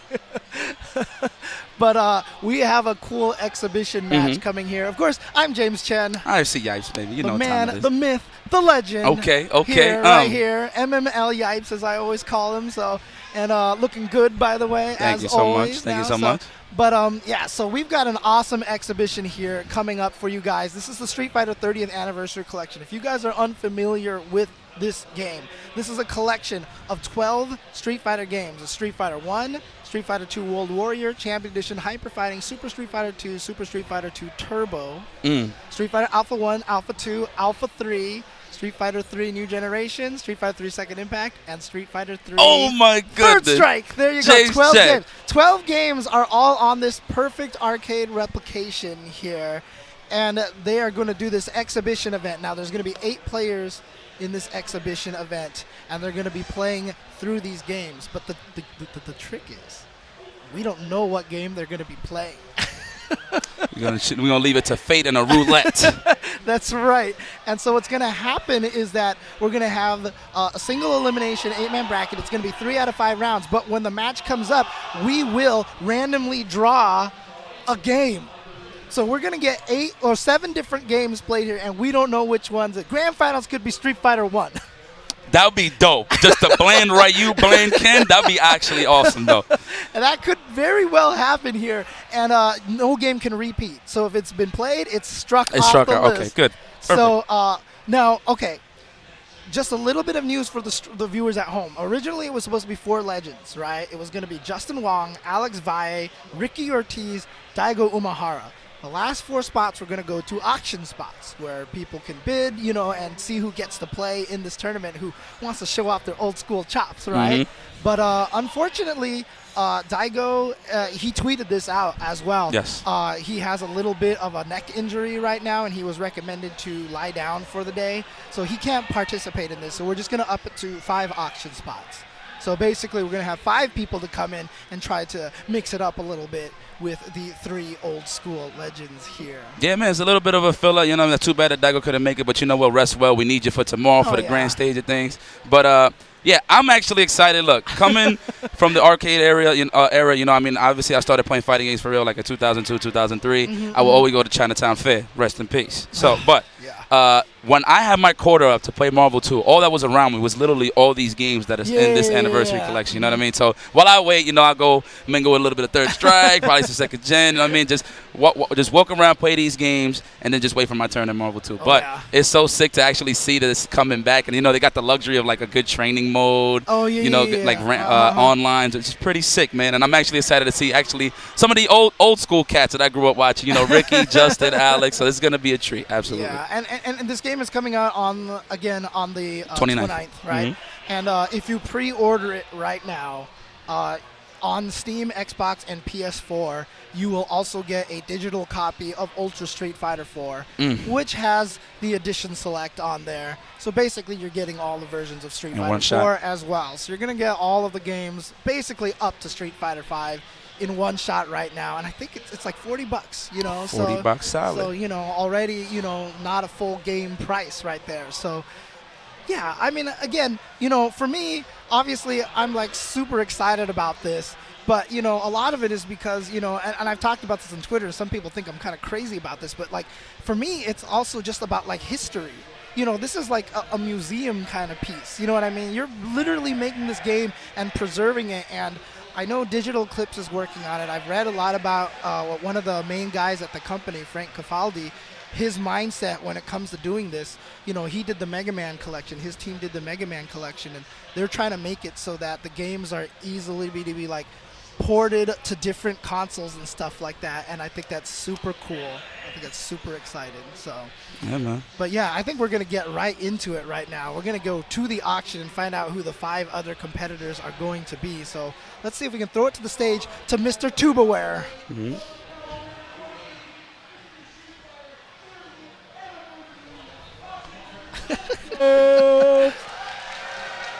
And shout outs to For those of you that Brandon don't know me, Brockman my name here is on the Caba. I've been running these auction tournaments with my boy Keats for about 8 years now. We're kind of good at it. Yes, indeed. And we're going to put on a show for you guys tonight. So what you're going to be bidding on is one of 5 spots to enter this auction tournament. The format is single elimination, 3 out of 5, random select game.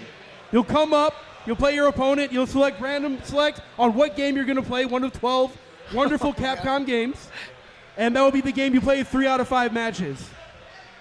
The gimmick here is that we have 3 legends in the bracket at random. Justin Wong, Ricky Ortiz, or Alex Valle. Completely randomized who you're going to play against or not play against. And we got 5 spots to auction off. We're going to start right now with the first spot. It's really We interesting. go $1 increments until I hit $30. When I hit $30, we go by $5 increments. Oh, yeah. It The gets way busy. you bid is you put your hand in the air. I'll point at you, you put your hand down. If you keep your hand up, I'll throw you out of the building. Don't throw me off my game. I don't like it. You guys ready? Are you guys ready for Street Fighter? All right. First spot. Talk to him. So I got $1. 1, 2, Come on now. We should have started a little high. 5, Yeah, 6, I know, right? $5. 7, 8, 9, Well, 10, it's going 11. fast. There we go. 12, 13, 14, 15, 16, 17, Okay. 18 in the back, 19, 20, I'll put my hand up. 21, Yeah, I know, right? Put my hand 21 up. Count going me. once, 21 going twice, 22, Oh, 23, damn. 23, 24 all the way in the back. This is for just one of the 5. Yep. 26, So, I mean, that's the 27, thing is like, as 28, it goes, you might want to 29, bid late, try 30, for the we're going by late. 5, 35, 40, Yep. 45, 45 going once, 50, 55, Oh. 60, 65, Was that your Bailey who just put up his 75, hand up? 80, 80 going once, 80 going twice. 85. Sold my man in the middle. Okay. Come on up, Oh, bring your cash. $80. He gets his opportunity to play. You gotta have cash in pocket. Yo, to it should hand be us right Alpha 3 away. off the rip, Alex Valle. We have 4 more spots. I'm talking guys. about off the rip, Oh, straight yeah. at the beginning. Oh, that'd be awesome. That'd be awesome. So you guys you guys understand how it goes now, right? Makes sense. Easy moving. Mm-hmm. You know. And remember, keep in mind that the prize that this auction money that we get Bro, right it is here hot as is balls all up going here. straight to the first I'm player. sweating. So whoever wins this, that's it. Can we First not place have LED gets lights? all of this money. Can we get some like fluorescent that. All of lights, this like money. normal I like light that. bulbs? Are they So hotter? you know what? Jeez. Alex and Ricky and I don't Justin want should those be on things. stage, be going like, All come right, on, come spot on, number keep 2. bidding, I keep got bidding. $1. I'll be instigating it myself, I'll be honest. 3, 4. Okay, here we go. Starting off with a second 4 slot. going once. 5. 5. 6, Mhm. 7, 8, 9, 10, 11, 12, 13, 14, 15, 16, Wow. 17, You know, 18, this shit 19, just started right on 30. Yeah, I 20, know, 21, right? 22, $30. But you know what? I like that. He's 23. warming it up to the Yeah, crowd, so I like it. 23 going once. 24, Okay. 25, 25 going once. It's like every person that said 26, yes the first time 27. saying it the second time. 28, 29, 30, All right. 35, 40, 45, 50, 55, 60, 65, 65, 70, 75. Yo, these guys are going in. Do I got 80? 75 going once? Be like that. 80, Just turn there you around, go. do it. If I don't see you, make some motion. 80, 85, Oh, 85 dang, it's going going once? higher. 85 going twice? 90, come on, come on, come on. Oh, 85. That's Okay, 80 solid. and Okay, 85. we're getting the range up, but Wow. the thing is, as the You slots guys keep really running think out, you does can beat that make Justin Wong? is that gonna make people get more desperate and You pay really more think money? you can beat That's Valle true. and Super Turbo? Oh, it's Arturo! Arturo It's Arturo Oh Sanchez! my God! It's Arturo Oh my God! Sanchez! Yes! Yo, you didn't know even what? see And it was you. Arturo is a historian as well, Oh, man. yeah. He can play all of those Oh games. yeah, no, this is not just a dude coming up here. This is Arturo Sanchez. My man, or it's like, word? Third spot. Word? Start at $85? one. That's yours, Keith. See, at this 2, point in 3. time, he can actually play as old 4. Art, and he would do fine. 5, This is 6, 7 in the back. I see you. 8, Yo, this is beautiful, 9, man. What if all the guys 10, that are winning 11, the bid right now, they're just 12, all old school 13. players? Let's see some Henry Four. Sen You see come up here. Shinchenko, Yeah, that'd be God, 50, 60. yeah. If 17, Henry Sen just 18, wakes up out of 19, nowhere, 20, 21, he was like, I'll make it back 22, Wednesday. 23, 24, Some Golden Sen in here. 25, Come on. 26, I'm about to just put my 27, hand up. Put the camera on me. 28, 10, 29, 10, right? you put the camera on me. Put a hand up. 35, No, don't do that. Don't do that. I ain't trying to embarrass myself. 45, What am I doing over 50, here? Maybe I should have just like cut one and 55, played. 60, Man. Come on. I'm sure I can beat some of 60 these fools going in some once, hyper fighting. 65. I believe it. I believe 70, 75, I see you. You're not gonna 80. touch my Zangief in hyper We got fighting. dude. 85, Come on. 80 going once. 85, Oh, we got dang. 90. Oh, we 85 getting there. once, 85 twice sold. All right, so 85 Come on seems up. like the price point every here. slot has been 80 plus. There's a lot of money Maybe like right a now 75. in that This is pot. ridiculous. Yeah, again, the top player, We have only 2 the spots winner. left. Is it Jimmy? Oh, dang. Old school vintage. Yo, they all coming out of they all coming out of their urns, man. This is Shin Jae-in, part of the level up team. He's I'm just not going to gonna go up lie, there and I'm lose super the happy Vi, Arturo dude. got in this. That'd be God, like, I hope. Some collusion here Only because 2 if Vi spots wins left. this, This is one he's of just them. going to give Jimmy his So I money got 1, back. That's 1, all that's 2, going to happen. 4. Yo, okay, 5, Jimmy from Level Up. 6, 7, Like 8, on the team in the back was like, is that Jimmy? 9, 10, 11, 12, Just 13. go to 32, bro. Just go to 30. 13 going once, twice, 14. Yo, can we 15, just 16, like 17. put 80 on the pot, whoever is that 18, wins it. Let's yeah, get I this know, going. right? I'm 20, actually excited to 21, see the gameplay now. 22, I know. 23, 24, 25, 26, Oh my 27, gosh, I hope they land on 28, championship 29, edition, bro. 30, You're going to see Bison 35, versus Bison. Yes. 40, 45, Yes. I want to 50, see that so 55. bad. That's awesome. 55 going once, 60, 65, Huh? 65, 70, 70 going once, 70, 75. Then we got 80. Yo. 75 These going 09ers once, don't want it. 75, These- 80. these Mr. 09ers Bailey, don't want it. 85, Oh, dang. 85 going once, 85 going twice. Twice. 90 for Jabali. Oh, 90 for 90 going Jabali. 90 going twice. Sold to Alex Jabali. Oh man, this is not even. You This, dirty we're just corporate getting shill. all these people. We're getting these names in here, dude. Come on, Alex. Seriously? I want to see Jabali get bodied. I want to see him get mopped. We got one up. more. He is going to get bodied. I want to Don't let swatch it. Jabali He told me he's ego good at inflate Alpha 1 and Alpha as 2 being or the Alpha 3, highest. but I want to see him get. I Don't want him to let go it up against happen. Vi and get bodied in some Alpha 3, dude.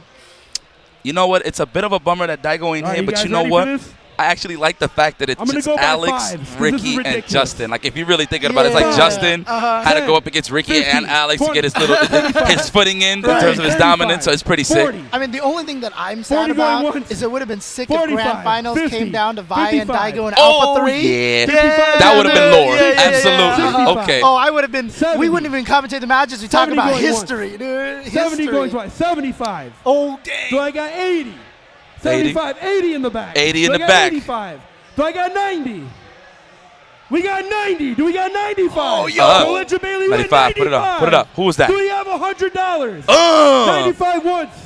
95 twice. $100. Come on. Sold. Oh, so we've got 80, 85, 85, 90, and now 95. Every team went for ridiculous amounts of money. Well, you know what? That is some huge every money option. right there. Yeah. All right, we got one more spot. We got one more spot. All I right, like guys, so this don't guy. forget, I like this guy. single It's a fresh elimination, face. Gumption. 3 out of 5. Oh, those were all the Random spots? select Oh, yeah, game, yeah, that have was all. fun. That's right. Yes. 80, 85, 85, 90, 95. Yeah, That's yeah, right. yeah. That's all 5 spots. There you go. Nice little pot that we got there from the auction, though. Oh, yeah. All right. Okay. We're going to figure out the bracket. We're going to try to randomize it a little bit. I mean, obviously, we'll probably spread the legends out just a little bit, but then the rest of the guys will be just kind of placed in there, randomized. And then we're going to have, as we said, just to reiterate the rules, it is going to be 3 out of 5. Single elimination, 8-man bracket, and every spot you get, every time 2 people come up to play, they randomly pick which game they play. And not only that, once the game is played, it's stricken from the record, and now you can't play that one again for the rest of the tournament. So we're going to see 7 different games. So hopefully they don't lose and they get some bang for their buck. You know what I mean? Because then after you win or lose, that is just etched out of history for the day, though. For the day. So that's going to be pretty sick. Right. All right, man. So while we getting these brackets ready, I want to see Alex now. Just seeing all of these old games in here, like just Alpha Yeah. specifically, I definitely want to see Alex VAE play. I came a little late when Justin was playing. I actually caught him playing like CVS 2 Oh, nice. and Yeah, Third Strike. yeah, I never yeah. really seen him play Alpha. Ricky, of course, seen him play all those games. Right. But yeah, that's gonna be interesting to see. It's really funny too because like these guys are. I want to see if they're not like rusty. You know what I mean? I want to see what these guys can come up with. But let's take a look at the brackets actually. Let's see if we can take a look at this here. And we're gonna have Alex VAE going up against Panda Lord. Ben going up against. Art could probably count almost as a 4th legend here right now. Ricky Ortiz going up against Shin Jae-in, and Justin Wong going up against Jabali. Oh, come on, Justin. Yeah, Come on, Jay. Come on, Jay. Body body some Jabali, dude. I mean, I think that's free. But I mean, let's get back to what you said earlier about let's see if these guys are rusty. I'm pretty sure Justin is the driest as they come, so we're not going to see too much from him. I'm pretty sure if it lands on Alpha 2, he's going to play Rose, knowing him. And then, of course, I feel like Ricky Ortiz and AzizSensei, just because that's in their DNA. It's just going to be that simple for them guys to go. And Saban, dry as they come as well. So we'll see what happens. Do you know what? That technically you are right, T.S. Saban. That is a honorary legend. Yes, exactly, in his own right. You know what the best thing about this is too is that people talk about these games today and they complain about some of like the cheap stuff. You hear all these guys complaining about Cammy and Street Fighter 5. Oh, they don't know what the cheap stuff is, and we will be seeing some of that if some of these guys can remember some of the real cheap stuff in these old games. This was before we ever heard the word patch. This is the word before we ever heard of the word esports. Esports. No, that is a fact, man. Yo, listen. You was complaining about patch and stuff. Now play this anniversary. You see how you're gonna feel, and it's not even a bad thing. You know what I mean? It's nostalgic. And the beautiful part about it is you're actually gonna get to learn about a lot of the characters' backgrounds with a lot of the stuff that's gonna be included with this. So very excited, man. Honestly, shameless plug for myself. I apologize about this, but like on my stream, I'm gonna actually go once this game is out. I'm gonna go through every single one of the games and show like differences between each one and talk about the history. James, you were the combo video extraordinaire. I've literally seen you do a combo video for every single one of those games, so that's pretty sick. So I'm gonna say Chensor, J Chensor. Twitch.tv/JChensor. Okay, that's my shameless plug. Okay, I'm vintage. Chen Shill mode. There we go. Okay, there we go. So please keep an eye on that. I'll be tweeting that out when I get the chance. But I am so excited and hyped for this. I mean, like it sounds like I want to but I'm doing this because I just love these games and I just want to talk about them and just go through the history. Listen, man, there's nobody else fit better for the job than you, James. And that's 100%. I mean, me growing up in this, seeing you in the mix for all this time, and you really know about all of these games. Yeah. Like I see you look giddy. You're up on your seat. You're chilling. You're energized. You just finished the block of Street Fighter 4. You look like you ain't even doing anything. So Street Fighter 5. Excuse me. Yeah. Oh man, this is gonna be sick. All right, so we're gonna start here with AzizSensei going up against Panda Lord, and they're gonna be going Alpha up. 2. Oh, did they get Alpha 2? Look, there's a technique in this game named after the guy who's sitting there. There's the VAE custom combo. There is literally a technique named after this guy because this guy used it Talk to him. in Battle by the Bay, the very first national gathering, with some players from Canada and a few players from Kuwait, by the way. Okay. Came out to Battle by the Bay. This was like in '96 or something like that. I can't remember the exact year. Can't think back that far. But, AzizSensei, John Choi were the two guys that everyone was talking about, and just in pure, like almost scripted movie fashion, they were in grand finals. But VAE had saved a technique, because this was before YouTube, this was before anyone had all the social media, but he had saved a technique that he had found for this tournament.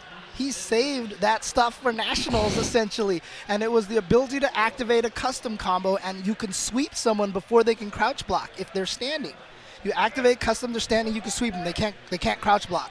And so you can do this big old combo on them. And he started busting it out in the tournament for the first time that no one had ever seen those kind of things. And they were like, why can't I block? Oh, that was just for button check. Okay. Oh, okay. Okay. Let's get... I want Street Fighter 1. No whammies. Street Fighter 1. Street Fighter 1, baby. Come on. Come on, baby. Money. No whammy. Oh, it slows down.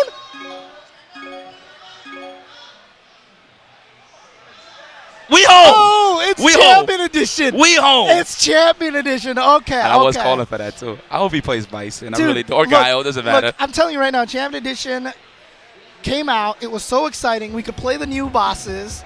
We could play mirror matches finally, because literally in Street Fighter 2 you couldn't play mirror match, and so when you guys started a game, people would race to Guile. Player 2 had an advantage because he could get to Guile first. Oh my goodness, because they're on that side of the screen. That's so cheap. Now they're going to do a button check here really quick just to make sure their buttons are correct. Yo, this is vintage. Stop. The CPS1. Listen to the CPS1 music and the sound effects. Still some of the best sound effects. Dude, you know, in Smash Wii U, put Ryu in the game, they used the CPS1 sound effects. Made me so happy, Oh dude. my goodness. Do you hear how the fireballs clash on the skin? It sounds like a straight slap to the chest. The thing about this game, though, is that eventually Bison became obviously the strongest character. So I hope someone just Psycho Crushers and throws and re-dizzies and stuff like that. So. Oh my God, you folks at home are so lucky this is semi-esports. I got so many bars in a non-esports fashion for this game. You are so lucky. Oh, man. Oh, this is actually a match? Is this the actual match? No, you can't jump on Alex Valle. Come on, son. Yeah. I'm going to crack the statue. That was my favorite combo to go to when I was young, just 3 shorts. I felt so accomplished. Oh, look at that whip punishing right here, even in the old school games. Oh, and then my gosh. gets the throw in here. And trap. Yeah, you're stuck in the corner right here. Now, interestingly enough, this was the first game where Ryu and Ken were actually different characters. In Street Fighter 2, the only thing that was different between them was their kick throw. And Ken would actually roll before he did the kick throw. Yeah. So he was actually slightly, quote, better because he could get corner carry a little bit better off of his kick throw. Sure. But in this one, Ryu's fireball was faster, his Tatsu and invincibility on the way up and down, but Ken also got his fierce flaming uppercut and the fast Tatsu. Oh, you see the spacing? Yeah. Yo, Valle. And keep in mind, too, the stun in this game is ridiculous. If you get hit by a fireball, one more heavy hit and you will fall dizzy. That's it. Fireball and then one hit and you're dizzy. Oh, come on, Vi. Yeah. Tick throw him to death. Do it. He doesn't know how to stop this. He can't reversal. I don't know how to stop. He can't reversal. Get him with the tick. Oh, I can see him just baiting him. He was just baiting him. That was a prehistoric whip punish. And you know, prehistoric. And man, back then this game was like the speed. You could tell, obviously, much slower. And so it's like, how could you not win punishment?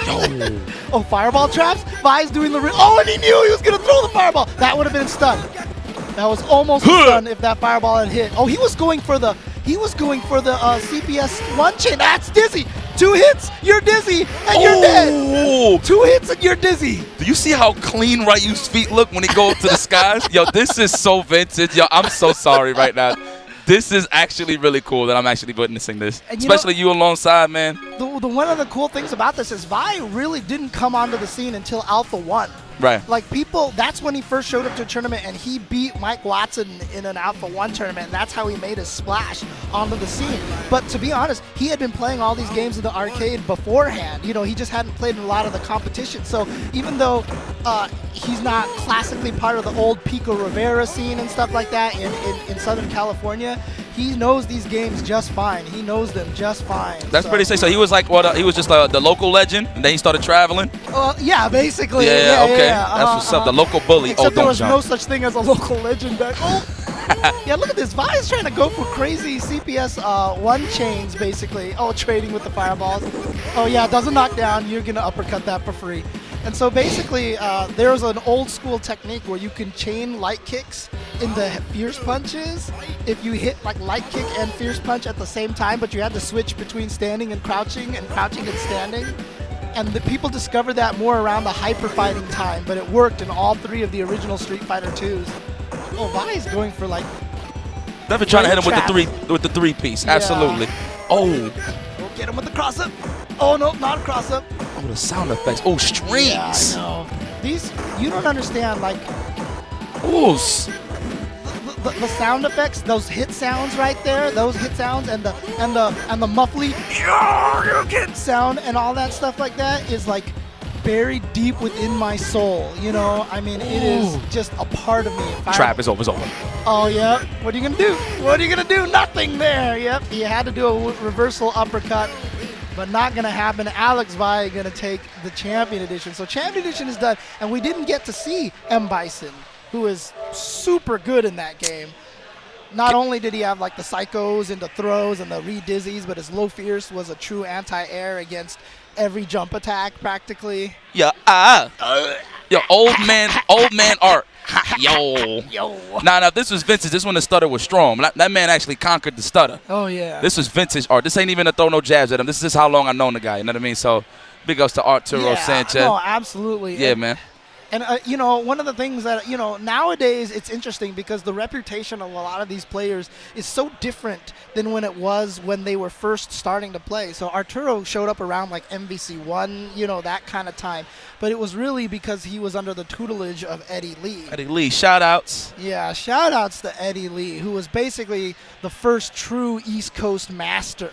And pretty much the entirety of East Coast play, you know, came from Eddie Lee. He was the turtle guy. He was the archetype for sure for East Coast, absolutely. Vi was the rushdown guy, and you could see that in CVS2, right? So in CVS2, East Coast was all turtle, and West Coast was all rushdown. But Eddie Lee, you know, he was the one who really you know, if people haven't seen Bang the Machine, you know, hopefully they can see that at EVO. They show that every once in a while, like a few years.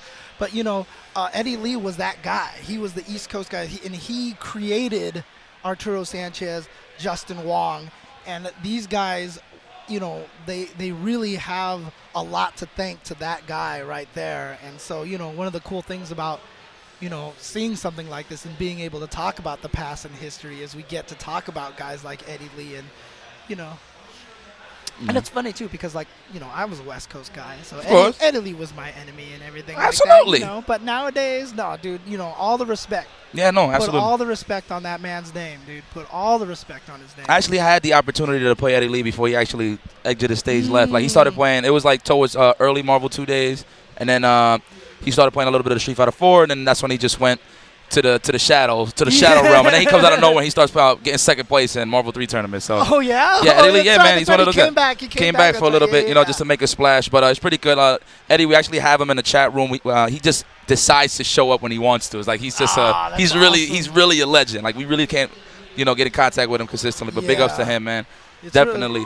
It's really cool stuff, and you know, there's so much history in the scene, like, but just from the players, not even just from the game standpoint, but from the players, there's so much history, and, you know, that's one of the things that, you know, I think is fantastic. I would love to try to talk about a lot of this history as much as possible, but, you know, that's the other thing, too, is, like, I can't even do that. Because to be honest with you, my view is going to be completely biased because it's all SoCal, it's all West Coast. You know, I need to talk to guys like Eddie Lee and, you know, to hear about how he came into prominence, who he trained with, and all these kind of things. That would actually be dope. I want to talk to the Midwest guys. You know, there's a lot of, like Seth Killian, Derek Daniels, a lot of the old school guys in the Midwest. Texas, talk to Javi and you know, Jumpsuit Jesse and Shin Chang and all those guys like that. Figure out how those scenes are, and, you know. Get on it, man. I'll fund it. I'll throw some money up there just to get a documentary and just have you travel everywhere and talk to them. That'd be actually a dope idea. No, don't even go past that. Yeah, I know. Actually, now that you mentioned it, I might have to think about doing something like that. That'd be sick, man. I think that would be exciting. That'd definitely be sick. And then in the West Coast, go find some Tomo, you know. Oh, man, that's if you can find him. I know he's wiped up now, got some kids. He's out there. He's out there. People can find him. I know some people who still talk to him, so they can still contact him.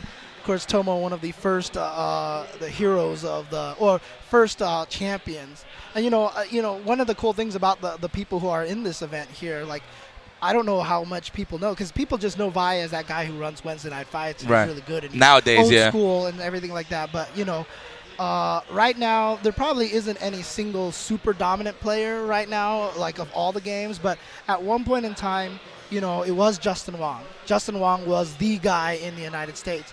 But before Justin Wong, he took the mantle basically from Alex VAE, right? And Alex VAE had that mantle for a long time. Before VAE was probably like someone like Watson or something like that. But before Watson was Tomo. Tomo was the first one that was out there, you know. And just throw a little bit more, Lord.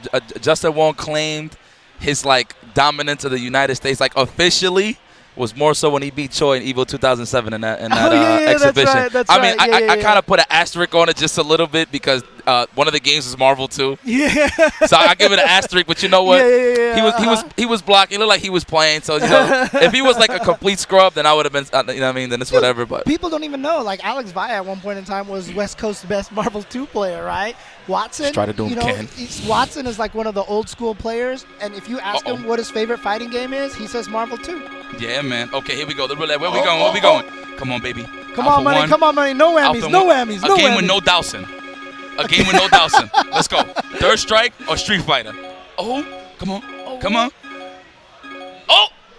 Yeah! Street Fighter 1! Arturo Sanchez got it! Oh, my God. Vintage. Oh, man.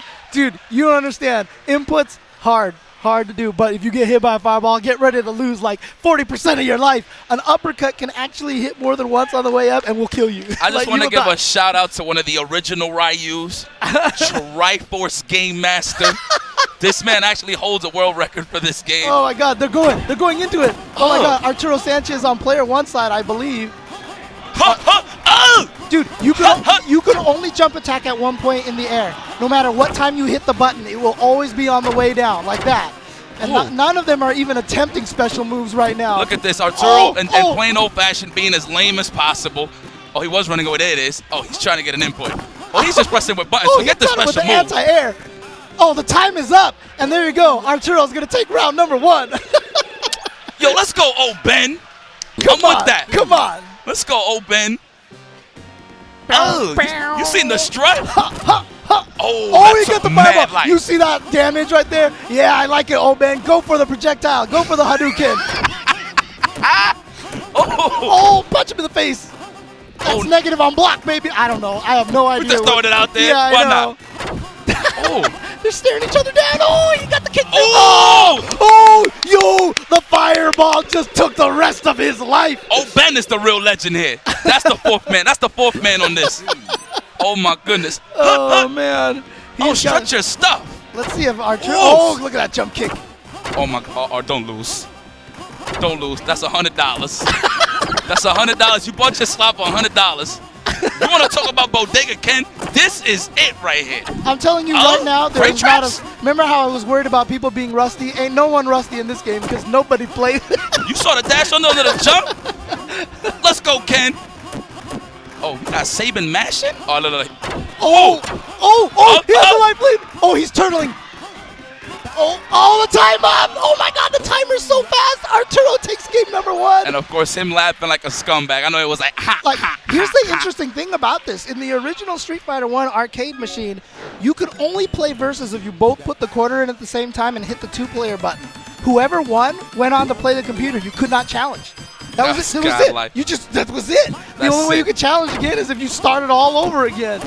So you had to earn your right for story mode? That's godlike. So it's actually cool that they added this versus mode in here that you can actually play this. But come on, Oben, you were doing good with those fireballs. You want those fireballs. He's good. Fire? He's really trying, though. He's really trying. Oh, you Yeah, seen the Vincent standing around us? No, Dude, standing for me. uppercuts were so hard to do in this game. They were so hard to do. There is a secret, though. Negative edge it. Negative edge it. Oh, for the special move? For uppercut, it helps a lot. Yeah. So you literally just hold the punch and then just do the motion? Yeah. That's like kind of, for some reason, it worked better. I don't know why. Worked out. The forbidden techniques. Yo, James Chen is throwing them out there, the gems. But here we go. O.Ben taking round number 1. Oh, gets kicked. Jump in. Get your maul on. Look at Saban playing lame as usual. No matter what game it is, he's holding back. Look at this. I wonder, too, if they even know that you can only kick at one height in your jump, because it looks like O.Ben's trying to do deep jump kicks, and that doesn't fly in this game. Oh, talk to him, James. Oh, yo, this man is a historian. Did you see that little reel back? He's just like, and falls to the floor. Oh, man. No way, shape, or form I know any of this stuff. I'm just throwing it out there right now. Yo, that is so sick, yo. Oh, Arturo now trying to stay in there. Oh, watch your eyes. Oh, look at him dancing. Look at him dancing. Yo, this is rare footage of Ryu with shoes on. This is rare footage, red hair, too. Oh, you're right, too. Ken doesn't have shoes. Nah, I didn't even realize that. He was the first Savage of Street Fighter. Oh, my God. That's so funny. Oh, watch. Oh, I like that backup. Yo, find out how to chuck some plasma. No cross-ups, though. Oh, they talking to him. Oh, they playing beatsies. You see how there's, like, no pushback on the block? Oh, yeah, Arturo's playing the clock. Dude, I just noticed this, but look at the artwork, dude. We are in a random shrine somewhere. But you can see right here, one of the cool things about this is just the Arturo skills right here. He's adapting. He's figuring this out. I'm with it. I'm with it. He's not even really adapting. He's just playing lame. And what I mean by lame is more turtley, guys, more defensive. Look at him. Yeah. I actually want them to go and fight with their faces. I'm not even going to lie. I want to see some carnage. Oh, let's go. All right, Ben. You see how he's trying to punch the negative frames? Oh, he's just doing the washing machine, dude. He's spinning around. Yo, no kickback. Oh, they're literally right there. You want to talk about footsies? Oh, that's reactions. Yo, mash that. Oh, that looking like me when I was 6. Arturo's like, timer's running out. I'm back. 4, 2, 1, 0. There it is. Arturo playing the clock. He is playing the lame stuff. Yo, I cannot believe they are not chucking plasma. That's how you know it's different. They're trying. My man Art just gave up a long time ago. Yeah, I know. Huh? But see, that's what happens if you know you can't do the execution. Then you play through another means. You know, that's the thing. You adapt. Oh. Is there even block stun? This man is playing chicken with the crouching roundhouse. Oh, he got the uppercut and it didn't hit. Oh, that would have hurt so much. That would have hurt so much. And look at this. Ben trying to make the comeback. Good blocks. Oh, he's going to get him with the jump kick. One more hit.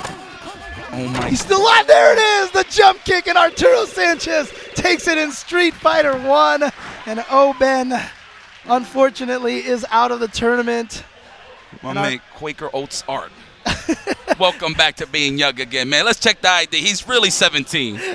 He's really 17. Good stuff to Ben, though, for just being part of the process here. Yeah, absolutely. And you know what? He's going to maintain his position as the current legend, right? As the legend of that part of the match. And he's going to be going, oh, dude, that's if vintage. they can get like an alpha match, I think that would actually be really, really Alpha 3. good. Yeah, Alpha 3. Yeah, absolutely. Yeah. We might. Oh, jeez.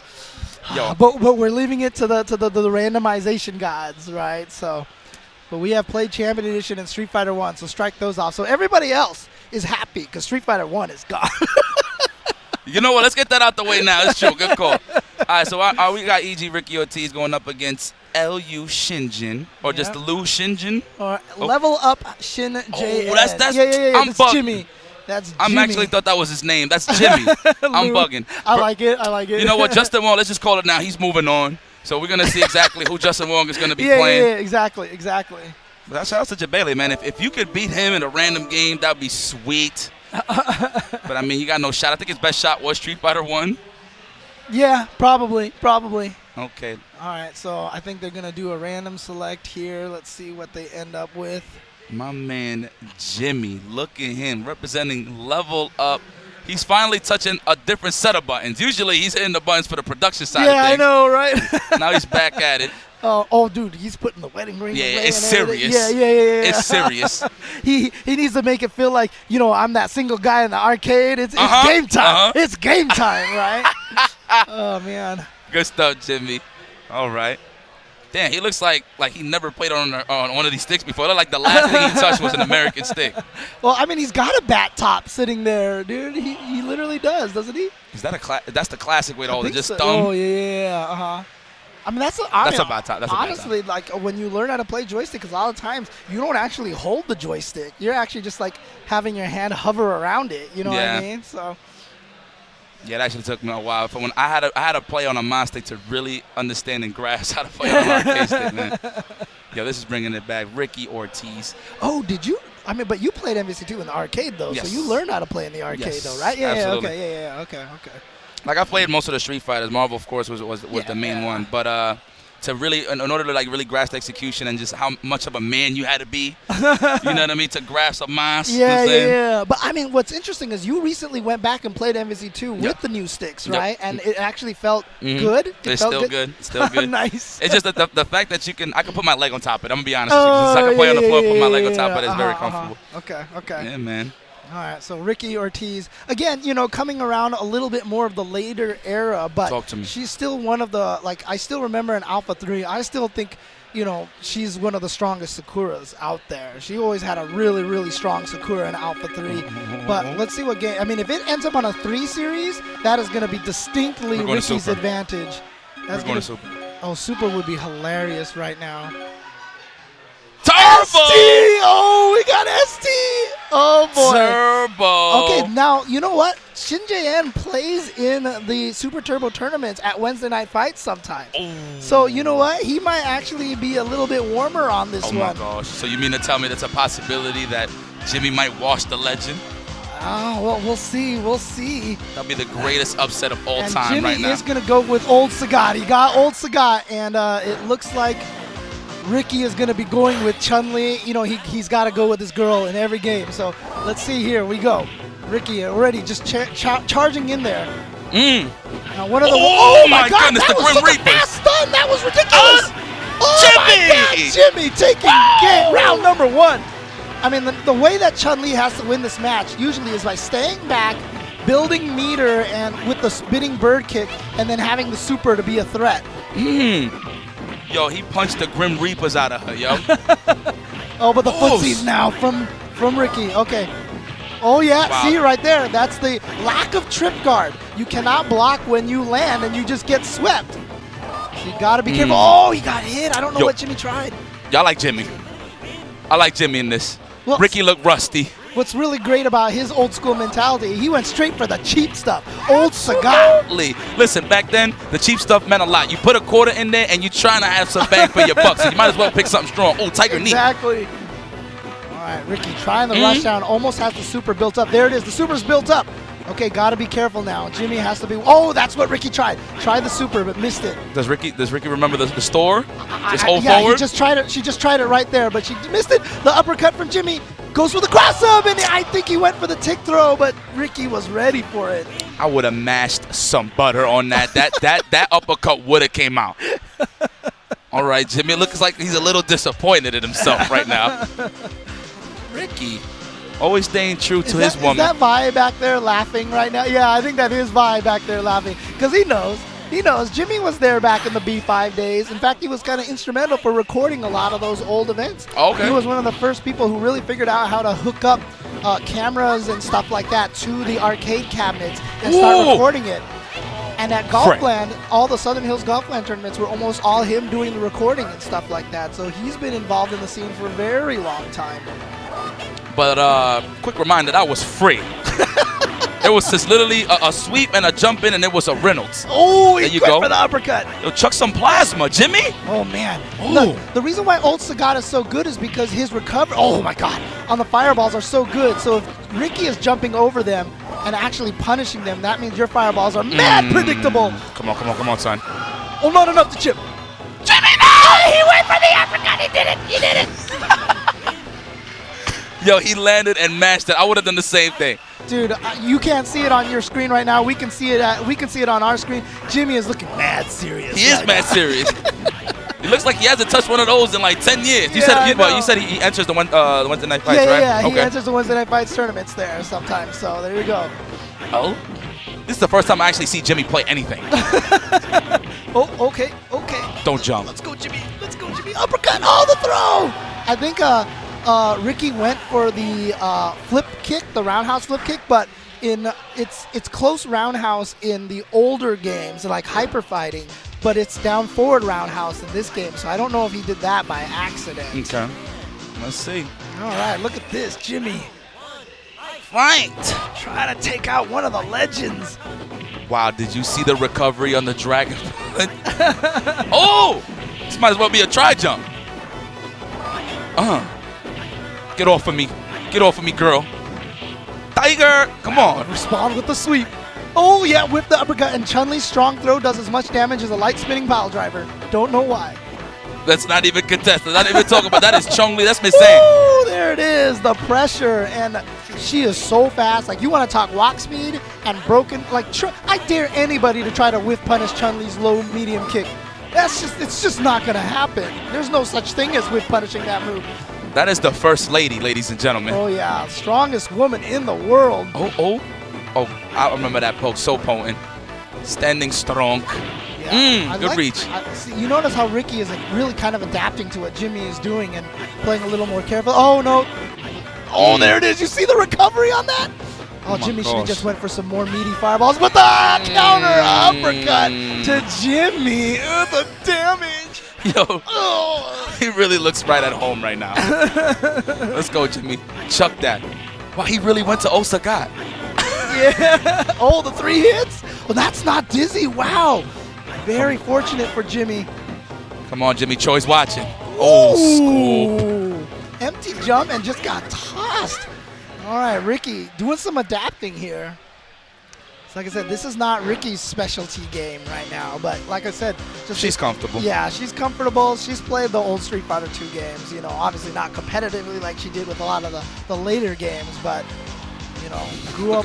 Look at the smirk on her face. Like, yeah, I still got it. Old Sagat coming back. Come on, Jimmy, more plasma. More plasma, baby.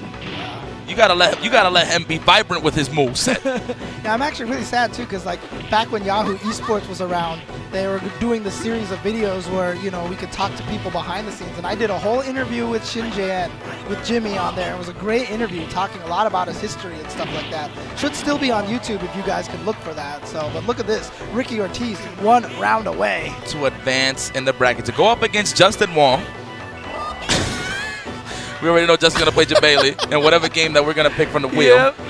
Random select. Justin's going to be cheap no matter what game it is. Oh, man. man. Ricky's just going crazy now. Yeah. No uppercuts from Jimmy. He wasn't ready for it. Yeah, can't get chip. Watch out for the super. Oh, doesn't even need it. There it is. Ricky Ortiz. Yo, I'm not going to lie. When I was younger and I was trying to do those inputs, yo, my inputs was whack.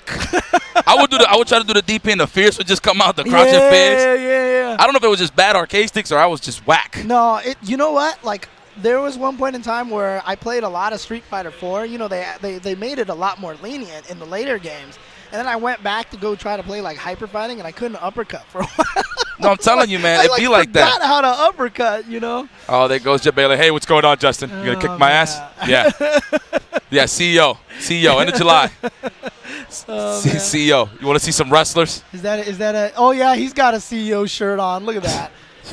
That's why he paid the $90. It's for advertising. Hey, Tenno, just do me the favor. Just do me the solid. Just move Justin Wong's name to Ricky's side. That'd be so hilarious, dude. That'd be pretty godlike. Let's just have some fun here. Let's be realistic with the folks, okay?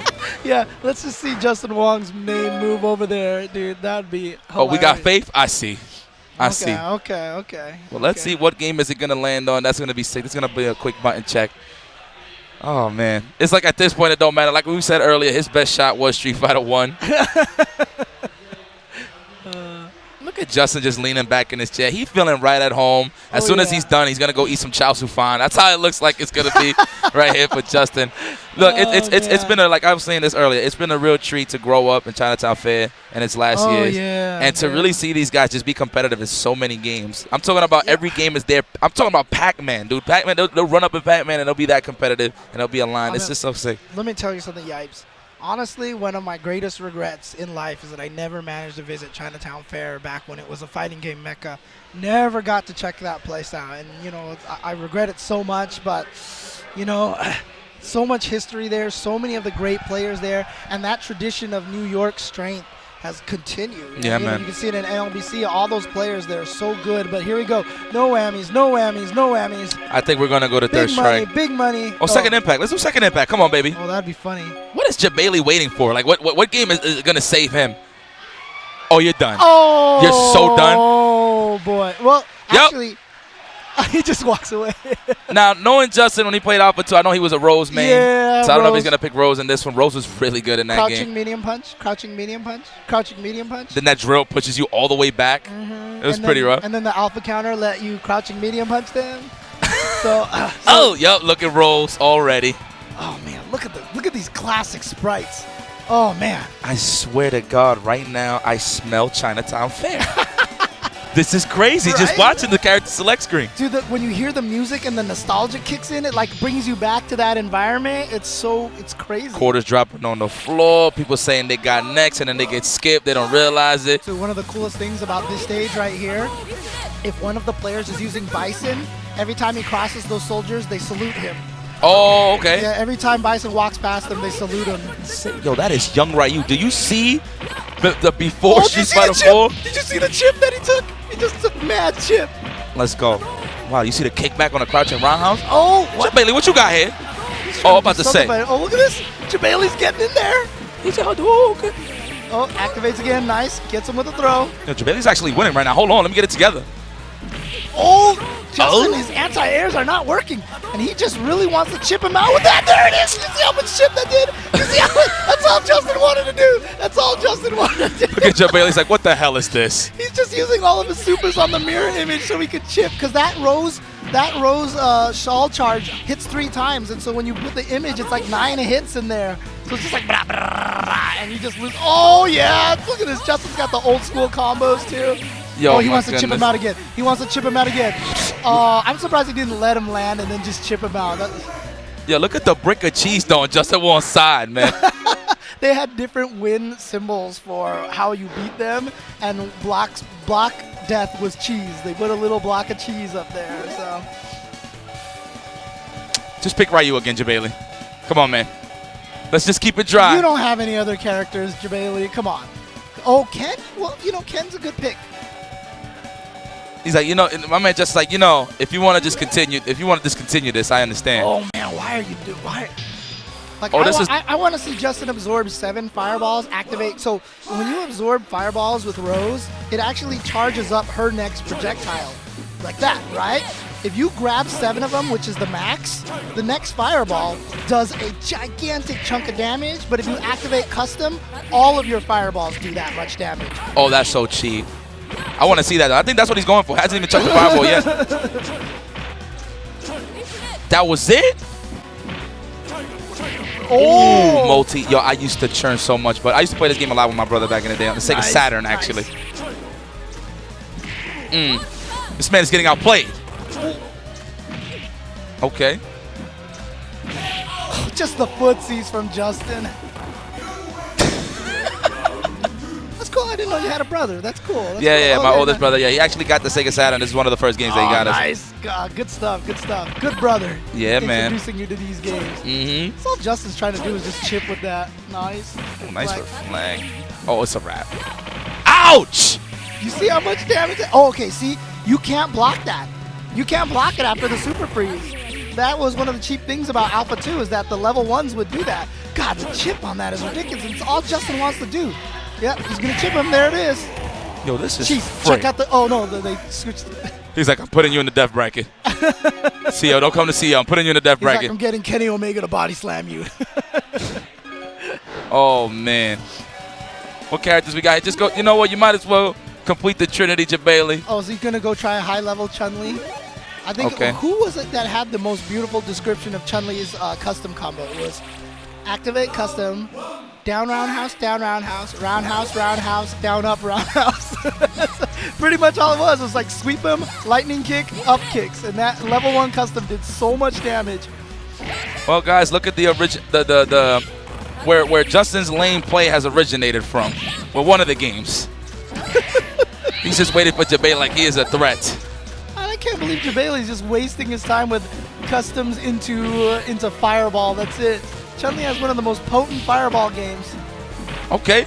Oh, here we go. A little bit of tricks here. Oh, forces. No alpha counters from Justin because all he wants is the chip.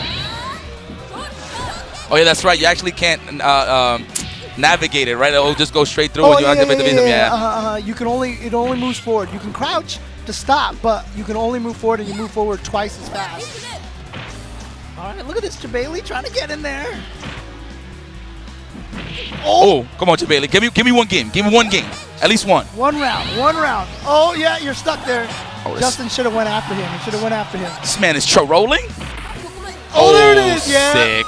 Alpha counters. Dude, alpha counters were basically if you had no life and they had 1 bar, it was really hard to make a comeback in this game to beat alpha counters. Damn, interesting. Okay, so it was like at that point you was just locked in. Yeah. You had to play the ground game. Yeah, it was tough. Like some characters like Ryu and Ken could beat it with an option select. Oh, hold that for me. Come on, Jabali. One game, baby. Oh, my goodness. That took so much chip. Jay, just do it again. Oh, he got him. Oh, no, you didn't do the special move. You got to chip him. Can't punish him. Oh. Gosh. Look at this. Look at Jay spacing him out. Oh, he wanted it, but the glide kick, Jabali gets 1 round. Yep. The morality round. What's up? You know what his brain is thinking right there? He's like, God damn it, I know James is talking so much trash to me right now. Oh, where's your invincibility, buddy? Oh, 3 hits off the anti-air? Let's go, Jay. Ah, the crouching medium punch is going to seal the deal. How fitting for Rose. And yep, here we are. So we've got the legends all in here and the virtual legend in Arturo Sanchez. The honorary legend. But you know what? Let's let the grown-ups play. Let's let the grown-ups play. Step up to the plate. AzizSensei versus Sabin. Dude, I want some Alpha 3. It might land on that. I'm actually trying to see what's going to be the last game in the grand finals. That's what I'm actually looking forward to. See this bracket right here, Ricky, Ortiz, and I'm saying no surprise, Justin Wong beats Jabali. Justin versus Ricky. What a classic matchup right there. Oh, man. How much you want to bet will land on third strike? How much you want to bet? Just for them. Give people a taste of what it was to snooze in the tournament sometimes. Oh, man. Yo, I used to hate going to EVO. So you remember Marvel 2 was the last game, right? I used to hate going to EVO and wait for the top 8 to start, and I had to watch CVS 2 and Third Strike. Oh my God! See, that's the funny thing. It's like people talk about those old games, like, oh yeah, oh da, you know, but like, dude, like depending on who was playing, you know, you could have some long, drawn-out matches, man. Like it could actually happen. Go round for round. Nobody want to do anything. And now, mind you, this is when it got to the top level of things in terms of the meta of the gameplay, right? Especially when it's two guy-like players playing. Because I was always, you know, I was the rush down kind of guy. So when I seen a Yun or a Ken really get busy, I used to get hyped. But like when I used to see Ricky and Justice specifically, Chun-Li. Oh my God, I used to pass out. Yo, if there was a body pic, a page back in the day, I would have been on every single one of those photos. Okay, here we go. What's going to be the game? What's going to be the game? Oh, remember, no repeats. So if it lands on a repeat, we start all over again. Alpha. Oh, hyper fighting. Oh, this is, you want to talk about danger? Look how serious they look, though. That's the funny part. You want to talk about danger? This is the game of danger. Oh, the sound effects. Oh, my God. The danger in this game. Saban, staying true. Okay, knockdown on that Tatsu. It's invincible on the way up until the first hit. So. Did you see the trade on the Tatsu? He still got it all. See, and this is what you got. Projectile matches. This is what you got back in the. Oh, and see, 2 hits, Dizzy. Oh, re-dizzied him. Are you serious? He shook out at the right before it hit him, and he got stunned again. He said, "Yo, I'm tired. Yo, I'm tired. Yo, I'm lame." Oh, let's go, Art. It was a very unfortunate situation there. Now, you also got to watch out. Ryu and Ken had the horizontal Tatsu in the air, which makes it really hard because then they can land in different spots. And there you go. The knockdown, Vi is all good with that. Oh, my God. You know what I'm actually dying about right now? I'm cracking up. These guys are really serious with the way they're playing. They're hella serious right now. Oh, you're the... Yeah, this match used to be a pretty even match until they discovered that CPS1 chain, because then Ryu did get legit re-dizzy combos. Oh, that's a stun right there. But now he's got to back up. Oh, good punish. Not the hardest, but you know, that was the best he could have done from there. Oh, hitting the bear skin on the ankles. Oh, you heard how he was whipping the chopper? That just said, oh. Yo, take off, dude. It's the little things that get me excited about the game. Sound effects is definitely one of them. Yeah, you cannot. Dude, everybody had that sound. How to let go of the loogie. There was only 2 voices. There was and it. That's it. Those are the only sound effects in the game. Oh, yo, you got scooped up. You win. Now, one of the hardest things about Dalsum, he was really good in Champion Edition. So in Hyper Fighting, what they did was they just lowered his damage really, really low. And this game also has some really strong guts factor. Once the life gets down low, things just start doing less damage. So it becomes harder for Dalsum to kill people towards the end. Los elefantes. Oh, God. You know, when you walk into an arcade, that was the first thing you heard. That's the song. This song is vintage. Absolutely. Yeah. Scoop. If anyone saw that tweet where I put a picture of this background, I was like, retweet if you can hear this image. Now I remember you know that. why. Now you know why. Oh, he uppercut the slide. Yo, and that's patented Alex Valle colors right there. Yeah, that is the color that he always picks. That's his favorite color right there. Oh, chuck that plasma. Okay, let's go, Art. Yo, let's go East Coast. We'll go fire. Let's go East Coast. Oh, gosh. Bare skin. No, I'm tired. Let's get it. Come on, Art. Don't get scooped up no more. Dalsum only had 1 angle on the drill in this game. Oh, the 4-piece. I wonder if he went for the CPS1 chain there. Oh, see how little damage that did? Come on, Art. Oh, boy. And again, no damage. See, just like I said, the guts kicks in and Dalsum has a really hard time killing people at the end. Vi had no life, and he got hit by 2 moves, and he still had Look at these energy guys. left. No smiles. It looked like they just literally went back to the future. Oh, wait, no, he says no, he didn't mean to pick Zangief. He didn't mean to pick Zangief. Let me see a combo, Alex. Oh, he's trying it. He's trying it. He was trying to do the CPS one chain. So it was crouching, short, standing, short uppercut, right? No, you can do short, and then with a really delayed timing, hit short and fierce at the same time, and it would chain into a standing fierce into a fireball. Oh, I see. So you would just do mad damage on that one. And on Dulcim, cross-up roundhouse, short, fierce fireball was a re-dizzy on him. And guys, just to throw some lore out there, that is Q in the background. FYI. Yeah, I know, right? Oh, this Ken Masters. I heard this song all the time in the arcade when I walked in. Let's go. Come on, Art. Come on, Art. Let them know you're young again. But you see how nothing from Dulcim is doing any damage. And once you got to no health, everything always did 1 pixel of chip. It was only 1 pixel of chip, guaranteed. Pretty fair. There was no, you know how in these days you can have a little bit of energy and still die by chip? Never happened in these games. You could only die by chip if you had 0 health. Oh, you can. Good bait, Art. Talk to him. You know what would have been more vintage if they was actually really close to each other when they was playing, like elbows to elbow. Oh yeah. They're bumping into each other all day. Yep. Oh, I don't think that's what Vi meant to do. Let's go, Art. You got a boat to catch, baby. Nice. Oh, you want feats? I got you. Now Vi's trying to trade with those kicks. Oh, see, there was a trade right there. And another trade. He's going to get, and he's not even going to try to approach right now. Oh, no. Art is down in life. Oh, no. Uga fire. Yeah, don't jump. Yup. Oh. Yo, Alex is godlike. Really? Yo, Alex is godlike. You said you're going to slide, so I'm just going to low short and trade with you. Okay. Oh. And that's a dangerous trade because, like I said, once you get hit by a fireball, 1 more heavy will knock you stunned. So it's not a fun thing to trade against. Oh, nice wake-up slide. Yes. That is what you did. You didn't have the meaty right. He could wake-up slide you every time. Nice. You couldn't control his limbs also, by the way. Ow. Ow, that was bait. Oh, wake up. The noogies. No. Oh, the throw. No throw techs in this game. Let's go, Art. But yeah, again, remember, Dulcim cannot control his limbs in this version. He only has close-up moves and far moves, just like everybody else. So he can only do stretchy moves from a screen away. He can't do like back jab or back medium kick to like anti-air and stuff like that. Yo, this is the retirement home right now. I'm just visiting. You know what Ultra David has always said? He's like, fighting game players, when they get old, are going to be the best people at retirement homes. You just plant some arcade machines there, and we'll just be playing fighting games until we die.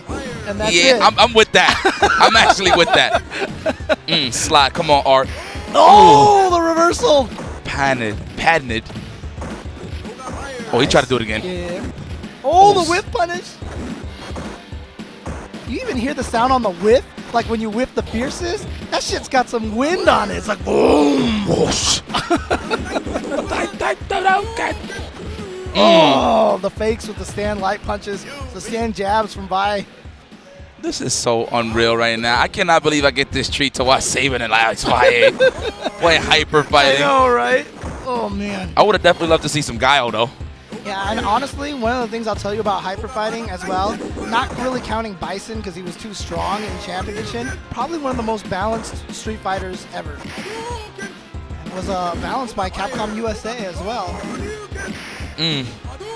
Ooh, getting that drill right over that fireball. Sim didn't do that much damage in this one, huh? No, he just did not. Like I said, they toned it down because in Champ Edition he was strong. He did all this stuff and did actual damage. So he actually turned out to be really powerful. So they toned it all down in this one. Oh, man. Vi with the walk-up uppercut. Oh, the thing, no, it didn't kill. Wow. You see? It has to have 0 health in order for it to chip kill. That's godlike. Okay, that's pretty fair. I'll take that. Instead of being the same chip all the time. No, that's true. That's good. Yeah, and one of the things, too, that's crazy about these old games, and now that you mentioned it, there is a random factor in a lot of these games. Damage is random with everything. So there's a fixed base number, but it can do slightly more or slightly less. And sometimes you'll get like hits that just do ridiculous amounts of damage randomly. All right, Art's looking young again. He reacted. Yeah, that's why Vi's blocking. He's remembering. He's beginning to believe. Oh, got the stun. I didn't even realize that. Come back 2-2. Oh, Artist nodding. He's hype. He's like, yeah. Saying, yeah, 15 years later? No, 30 years later. Word? Ha. I wonder if Vi maybe switch to Ken, or is he going to stick with... No, he's I know why Vi ain't doing good. He don't got the tank top on right now. He needs straight raw tank top. We got to see smooth flat Vi. Yeah, we esports, we're not going to call it what we called it back in the day. Okay. Oh, yeah, we know. Oh, look at the whip punish there. Them legs is getting blessed. Oh, let me get that Shoryuken for the finish, man. Yeah, come on, man. Oh, that was it. Yeah, I know. Oh! Fireball. Oh, God, the same thing, that jab into crouching medium kick. It just makes you flinch. Here we go, Vi at match point. Oh! Dude, I'm telling you, uppercutting a limb, there's no better feeling than that. There's no... Make uppercuts great again. Let's bring back that invincible uppercut. Come on, dude. Yo, that was pretty sick. That was vintage. Oh, Noogie sandwich. Get off of me. No more throws for you, sir. Yo, this is the Shoryuken round right here. This is bust ass. Oh, he tried it again. He didn't quite have it. Come on, Art, hang in there, baby. Quick ropes. Oh, look at this. All dry. Oh, no, but the touch was dry, invincible on the wake up. Oh, one more chip. Come on, baby. Oh, and there it is. But a great close match. Good job to Arturo Sanchez. Man, I know the adrenaline was pumping in Alex, but he almost did the patented fist pump. You saw how he contained himself? I was like, you know what? It's not over. It's not over.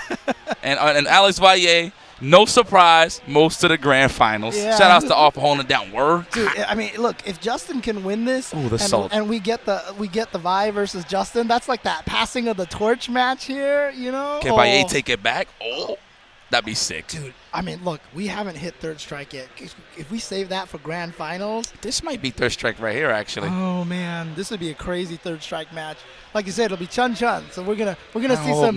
See, now I don't want to see that now. I don't want to see that now. Thanks, James. Thank you, James. That definitely brought back. Dude, I remember I passed out in the Toyota Yaris watching Third Strike, son. I cannot believe I literally almost sat there and watched the whole thing. You know, at the same time, I would be excited but sad every time Justin bumped into a Yun or something. You remember, I don't know if you were there. I wasn't there. I think this match is on YouTube. I don't even remember it, but the Steve Harrison, Justin Wong CVS2 match, where they literally crouched against each other across the screen, and neither of them touched a button, and it basically went to timeout. Oh, my God. No. Please. Oh, it is third strike! Come on, man. I was joking. Let's go. I was joking. Chun, let's do this. You're going to see a lot of crouching medium kicks, baby. Oh, my No, gosh. but I mean, look, here's the thing. Honestly, it's like there was a grand finals that Justin Wong and Nuki played each other in Evo. Grand it was finals 05.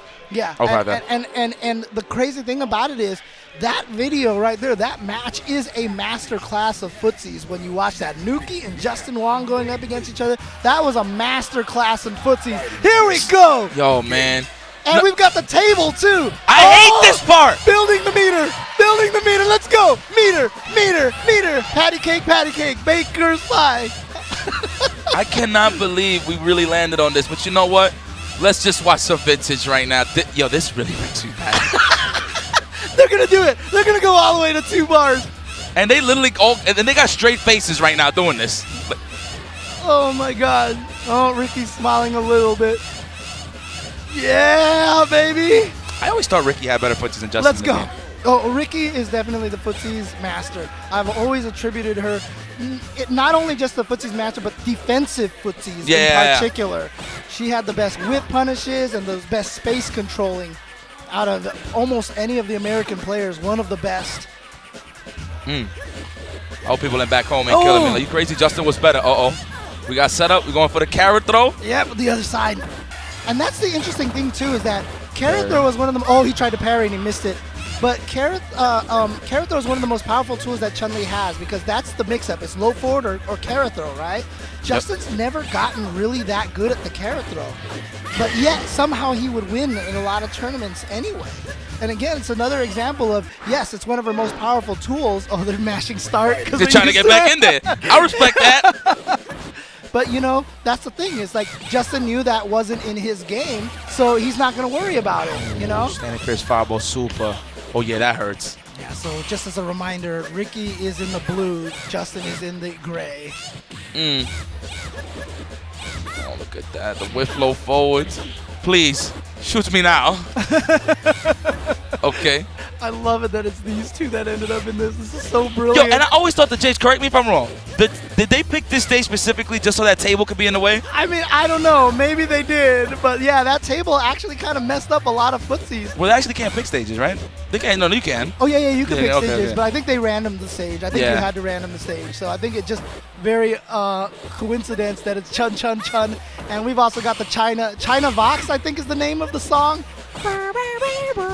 Definitely could have finished them up. Come on, Ricky. Dude, Third Strike, great soundtrack. Beautiful soundtrack.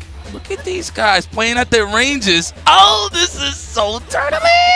Ah, there it is. So the crouching medium punch has better range than the crouching medium kick, but cannot be canceled. So that was the kind of little mix-up there. They're both lows, but Chun-Li can get more off of the crouching medium kick, so you're more scared of that one. But then you had to throw out the crouching medium punch every once in a while to keep them honest. Otherwise, they could invade your space. Ah, see, so it's the check. Yeah, exactly. Good stuff. Well, I actually never realized that. I didn't know you couldn't cancel Crouching Strong. Yeah, That's news. That was news. cancelable. That's news to me. Okay. And then that standing fierce. Oh my God, from Chun-Li, the far fierce and the back fierce. Got some good kickback to it too. Yeah, the back fierce also had the biggest hitbox in the world. Like back in the days when we called that priority. Oh. back heavy punch had some mad priority. You know what's crazy? We never really called it priority. It was like, yo, yeah, my button's just better. Yeah. It was like, yeah, my button's just better. Or the Alex Vaya explanation, hits deeper. That's all he did. Hits deeper. Oh my goodness. Young Valle, all right. And Justin just looking comfortable. You know what's funny? It wasn't that long ago that these guys actually played Third Strike against each other. They played at Texas Showdown, man. They had the old school tournaments on the side, and they was playing it. Yeah, so they're familiar a little bit. You can't truly, you know, when you play a game for this long, and you've grinded it out, you can never truly forget how to play a game. You know, and it's crazy. Like a couple years later, you know, you're playing all the new games, and you come back to this, you actually bring some new tricks from the old game to the new games to the old ones. I mean, I went back and played Hyper Fighting, and I was starting to piano my wake-up throws, you know, with 3 different buttons and stuff, and I had never done that before. It was crazy. But, oh, did you see the stare down? Oh, there we go. Ricky Ortiz on the board. That was classic Ricky right there. It's weird because, like, I can go back. Like, I played a lot of Alpha 3. If I go back to play Alpha 3 right now, I can't remember a lot of the things that I used to do. But you put me on Super Turbo, like, I will play that game like I've never stopped playing that game. Man. Hell yeah. I have put so much time into that game. Let's go. That lure. Oh, back to the corner. Oh, look at that. That's the shimmy right there. Instead of walking backwards, because you can crouch tech. But if you crouch tech, you come out with crouching jab. So you walk up to them, wait, down parry, and that's the shimmy in Third Strike. That's how you beat the throw tech. The crouching throw tech is you wait, down parry, and that beats the throw tech right there. Yo, James Sore, yo. Yo, man, hire this man emphatically. Oh, man. Ricky went to Ken. You know what? I respect that, Ricky. I don't want her to be dry neither. Let's go. And the funniest thing is, this is still one of my favorite stories. Family Fun Arcade, Ricky came down to play in a tournament, and he had to go up against Mike Watson, right? Ricky always plays that color of Ken. Always, right? And so she picked that color, and then Watson was sitting there, and he looked at me. He was like, James, watch this. And then he picked a lane, and he's like, I messed up. So they reset the machine, and they came back, and Watson picked that color Ken, and then Ricky picked it and saw that her color was taken, was like, what the hell? And then Mike Watson beat her. Oh my goodness, the forbidden technique. That's old school right there. Shout out to Mike Watson. I'm pretty sure he's watching right now, having a laugh. Oh, yeah. Oh, we buffering. Oh, get off of me. Now, the dangerous thing is Shippu. If you have Shippu, you can combo it off of, you know, so many different ways, off of confirms, off of low confirms. A link, that's a link. That's not even a cancel. That's just straight up linking right there. Easy confirmed, too. Oh, yeah. Oh. Dancing. Dancing in the rage. God, when those uppercuts hit like that and you had that slap sound effect, dude. Third Strike has the second best hit sound effects, I think. Okay. Hey, Ricky, I see you going for some whiff punishes here. Oh, on Hemi, then. That wasn't a carrot throw? Just that was a carrot throw from Justin. Oh, okay. He's got some carrot throws. I like it. Oh, see the shimmy again. There you go, the third strike shimmy. Oh, where we going? Oh, that was a carrot throw. throw. Yeah, wow, that was a carrot Jake. throw. Oh, nice. Medium uppercut in the super, but no more. No more meter for that super now, so he's got to rely on some EX fireballs. Watch out. That crouching heavy kick is also punishable by super on block. Oh, man. Justin hits it, and he's going to go on, and sure enough, it's as if fate had decided. I cannot believe there's still salt in this. Like you would think it'll be like a good game walk-off. No. Ricky unplugged. I want to see if VAE and Justin go. Like, are they going to play rock, paper, scissors for side? Oh? Now, how? I know. So let's be honest here. What is going to be the game? I don't want to call the obvious, just because of lore's sake, because AzizSensei is sitting there. Right. But what's going to be the game? I want Alpha 3 so bad. I want Alpha 3 so bad. Oh man. Justin, but you know what? We're AzizSensei. gonna get Super Street Fighter 2. If it ends up in Super Street Fighter 2, that'd be dope. So what was the game that AzizSensei passed the torch to Justin? Probably around MVC2 time. Because, Okay. You know, because that was the thing. So VAE was the best in the West Coast, and everyone in East Coast was talking about this Justin Wong kid, right? And we didn't believe it. And then Ricky, when she was living in New York at the time, flew out to Southern Hills Golfland to kind of represent East Coast, right? And she played VAE in grand finals and beat VAE, and that kind of signified that changeover. Alpha 3, Alpha 3, Alpha 3. Alpha 3! Oh! It is! Oh my god! I can't believe it! It's Alpha 3! I'm dancing in my chair! I'm dancing in my chair! Yes! Look, I'm going to tell you right now, you know, I've often said on Twitter, Third Strike is the most non-Street Fighter-ish kind of like classic Street Fighter style game. Immediately to V'ism too. Because the projectiles the game is different and everything like that. But actually, this is the least Street Fighter-y game because they took so many risks. They did so many things in this game with the flipping. I mean, it almost kind of birthed the anime game. This was the first game with aerial recovery. And that, like, all the Guilty Gear games and all that stuff like that kind of cribbed it off of this. But V'ism was so powerful in this game. But one of the cool things is you start with full meter. You start with all your resources. And the bar at the top of the screen that's draining, that's your guard meter. I like that. You know what? It promotes a little more of a rush-downy feel. Oh, Justin, of course, he'll go for the lazy stuff. Sakura. Yep. Oh, VAE just taking the blocks. Look at that. He's almost guard broken. Yeah, that's why VAE can't block. There it is, the guard break. But Justin didn't get much off of it. But you see, counter hits that launch. Like Fierces and Roundhouses, counter hits actually launch people. This is the first time there was like a counter hit system built into a Street Fighter was this game. And they didn't have to spend any of their meter. I didn't even know that, James. Good stuff. Yeah. This game, and this is the Cody background here too. Yeah, that's where he broke out, yeah? The lore. Ow, 3-piece. Good! Yeah, and the nice thing about V'ism is that you can control your far and close-up moves. Everybody's close-up moves became back in the button. And so Ryu actually gains access to back heavy kick, which is a really, really good button for him. I haven't seen VAE use it, though. I don't know if he just forgot or something, because that's one of Ryu's best ground moves right there. He just does the axe kick. I am dying to see AzizSensei whiff punish something with a V'ism. I'm just waiting for it. Okay. Yeah, when Daigo's first trip to the United States was to play against our Alpha 3 champion, and that was Mr. Alex VAE. And Alex impressed Daigo so much with his V'ism Ryu traps. It wasn't even combos. He just had like mix-ups that they basically called that like the VAE technique. And Daigo kind of brought it back with him to Japan. Which is, man. That's pretty sick, man. Share the forbidden techniques and evolve it from there. Oh, man, that heavy kick from Sakura. Man, you want to complain about some Menat stand fierce? Like, you haven't played against some Sakura standing heavy kick, man. That thing, you can't win. Oh, there it is. There it is. Okay. Oh, missed it. He missed the hop kick. He missed the Tatsu and the hop kicks and stuff like that. Basically, that sets up the mix-up, and he goes for a cross-up. But it's been a while since VAE's practiced that. Oh, there we go, the flower kick. Oh, man, Justin just activating in the middle of nowhere. I mean, that's the dangerous thing is that if one person has a V'ism and the other doesn't, it's scary to jump at a character because you have the anti-airs. And every character has an air throw, by the way. So there you saw Sakura's air throw. And, yes, there's air blocking in this game. And whipping throws like that. Oh, here comes. Oh, he missed it. So he goes for the resets, and now he gets the custom in the middle. Okay, Justin. Oh, and then he throws in the taunt? Yo.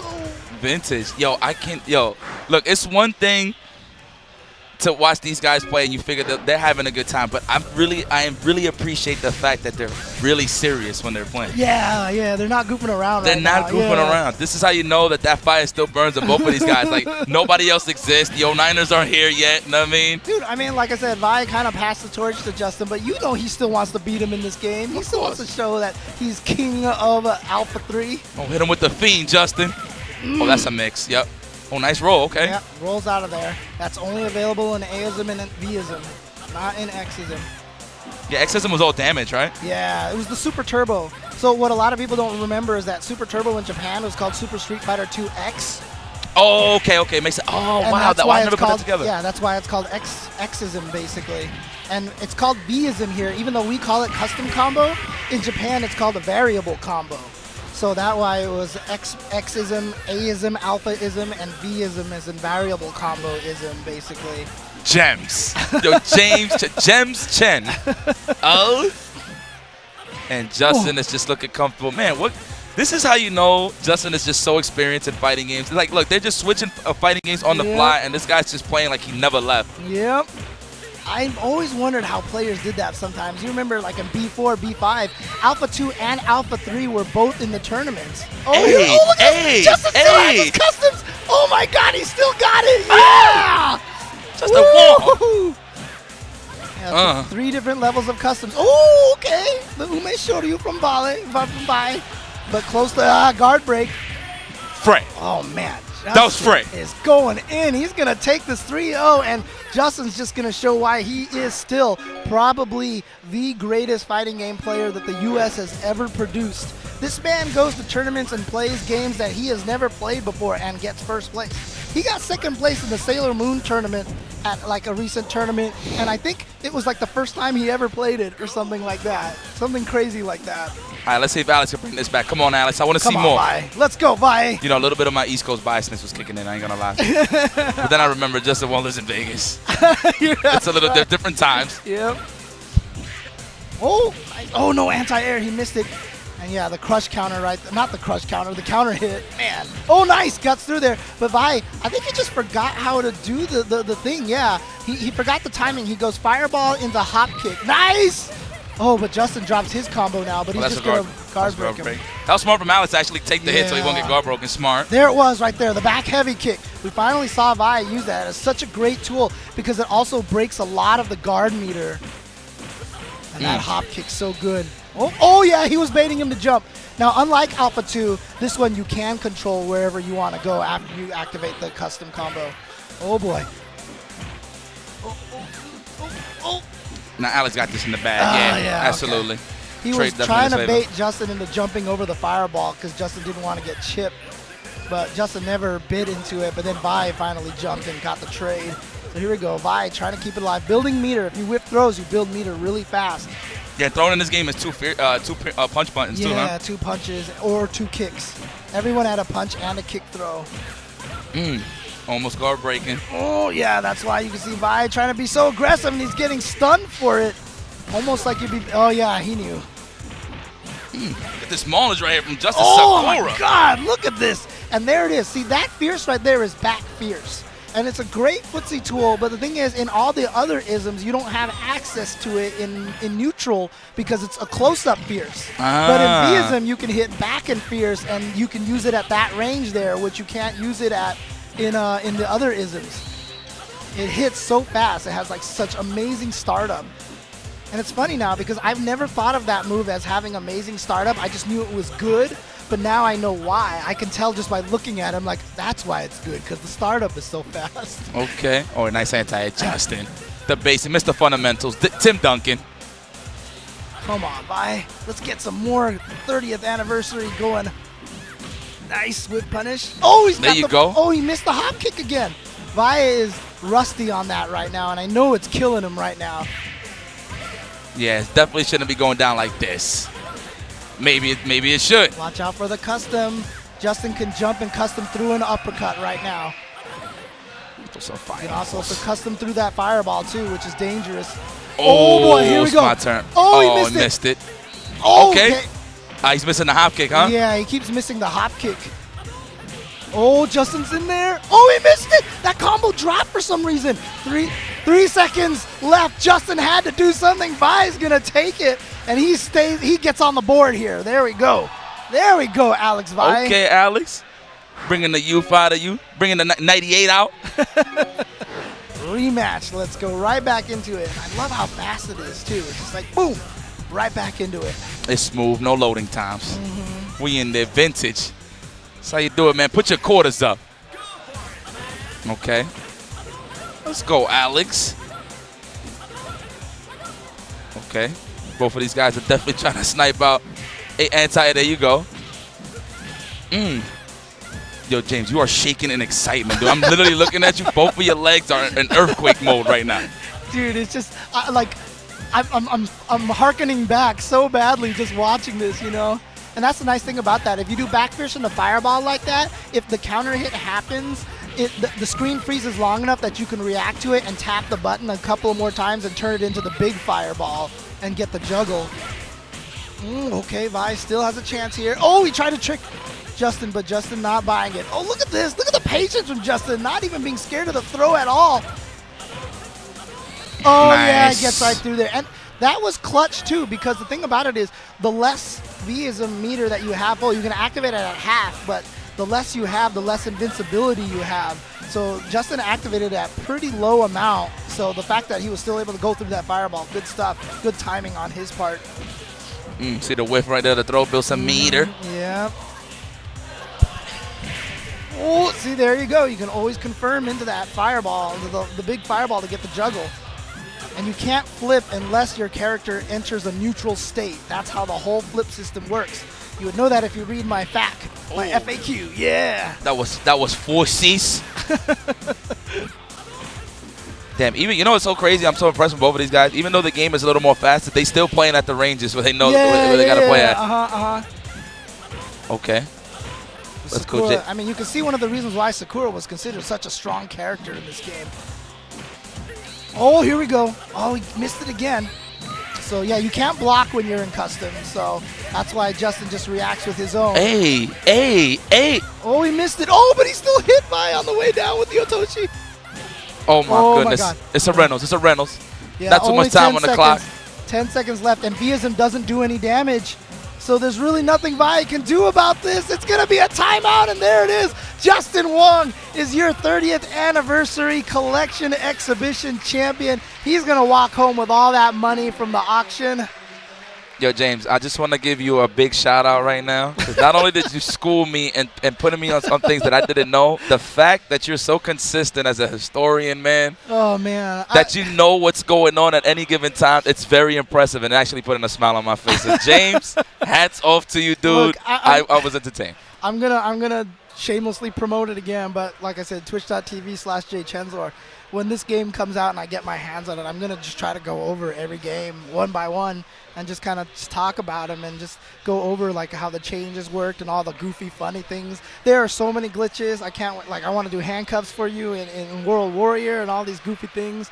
But, you know, it makes me excited to see this game coming out. And not only that, but keep in mind, Capcom's also doing a little bit more for this at CEO. There's going to be a Super Turbo tournament there on the 30th anniversary with a $7,000 prize pool, if I'm not mistaken. And then at Southern California Regionals, they're going to do an Alpha 3 event over there. And then at Canada Cup, they're going to do a Third Strike event on 30th anniversary. James, you better be on all of those on the mic. I swear. Yo, Capcom, get him on the boards. Did you just hear how he was schooling us on this? Okay. Oh, man. But I'm excited. Again, this game comes out on the 29th. Like I said, 12 games on there from Street Fighter 1 to Third Strike all the way through there. If you pre-order it now, also you get Ultra Street Fighter 4 on Steam, Xbox, and PS4, right? So... But, you know, I swear I'm going to get this. Like, I want to do training mode on the plane, you know. Like, I'm going to watch on the Nintendo Switch, dude. I'm just going to do that all day, dude. But, yeah, again, look, I'm excited. These are the games that I grew up with. These are the games that, I mean, like, sometimes I forget when I talk to people on the internet. Like, Street Fighter means so much more to me. Like, sometimes I argue with people and I realize, you know, Street Fighter is, you know, like, it's a fun thing for people. For me, it's like this is what I did. Like, you know, this is kind of what I grew up with, and to see these old games like this and that historical context and being able to see them reproduced and preserved like this in this collection means a lot to me. So, you know, I can see it, man. I get all like emotional about it. I apologize in a way. Don't apologize for that. Hell no, James. Listen, like I said, this is like you, like this is me. Like if I have Marvel 2 in front of me, I'll be geeking over it. Yo, literally, you was in earthquake mode the whole time. You was like this watching it, literally the whole time. So it's really bringing me joy, James. I'm not even kidding. You're really bringing me joy that I'm seeing you happy like this. So. But yeah, like I said, you know, it's just funny because, you know, I can say things like, oh man, like Chun can be a boring match, or Bison is super cheap in Championship. But all of these games, like, they taught us fighting games. You know what I mean? The different games showed us what, you know, what broken was, what, you know, overpowered was, what kind of a good matchup was, and all these things like that. And we learned so much through these games. So,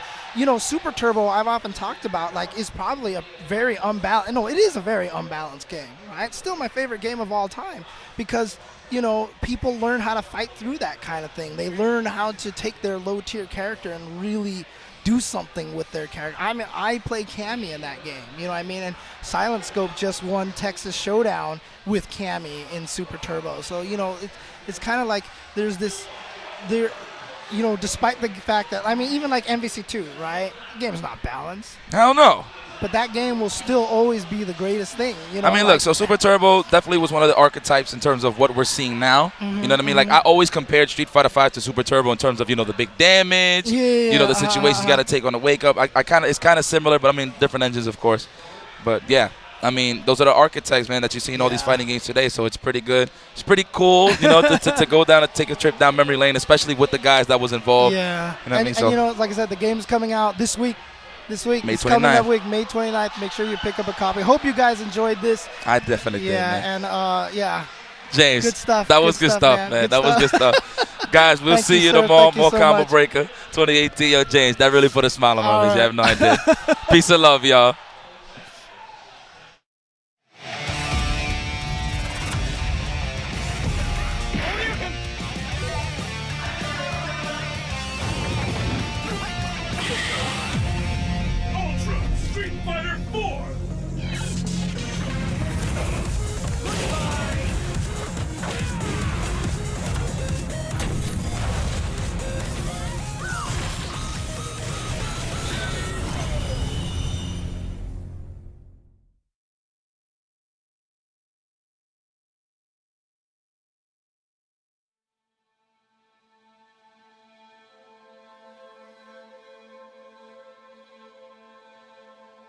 It was such a unique thing. You just didn't compete with people directly in any other arcade game. It was always just score. But this one was literally like one person versus the other person.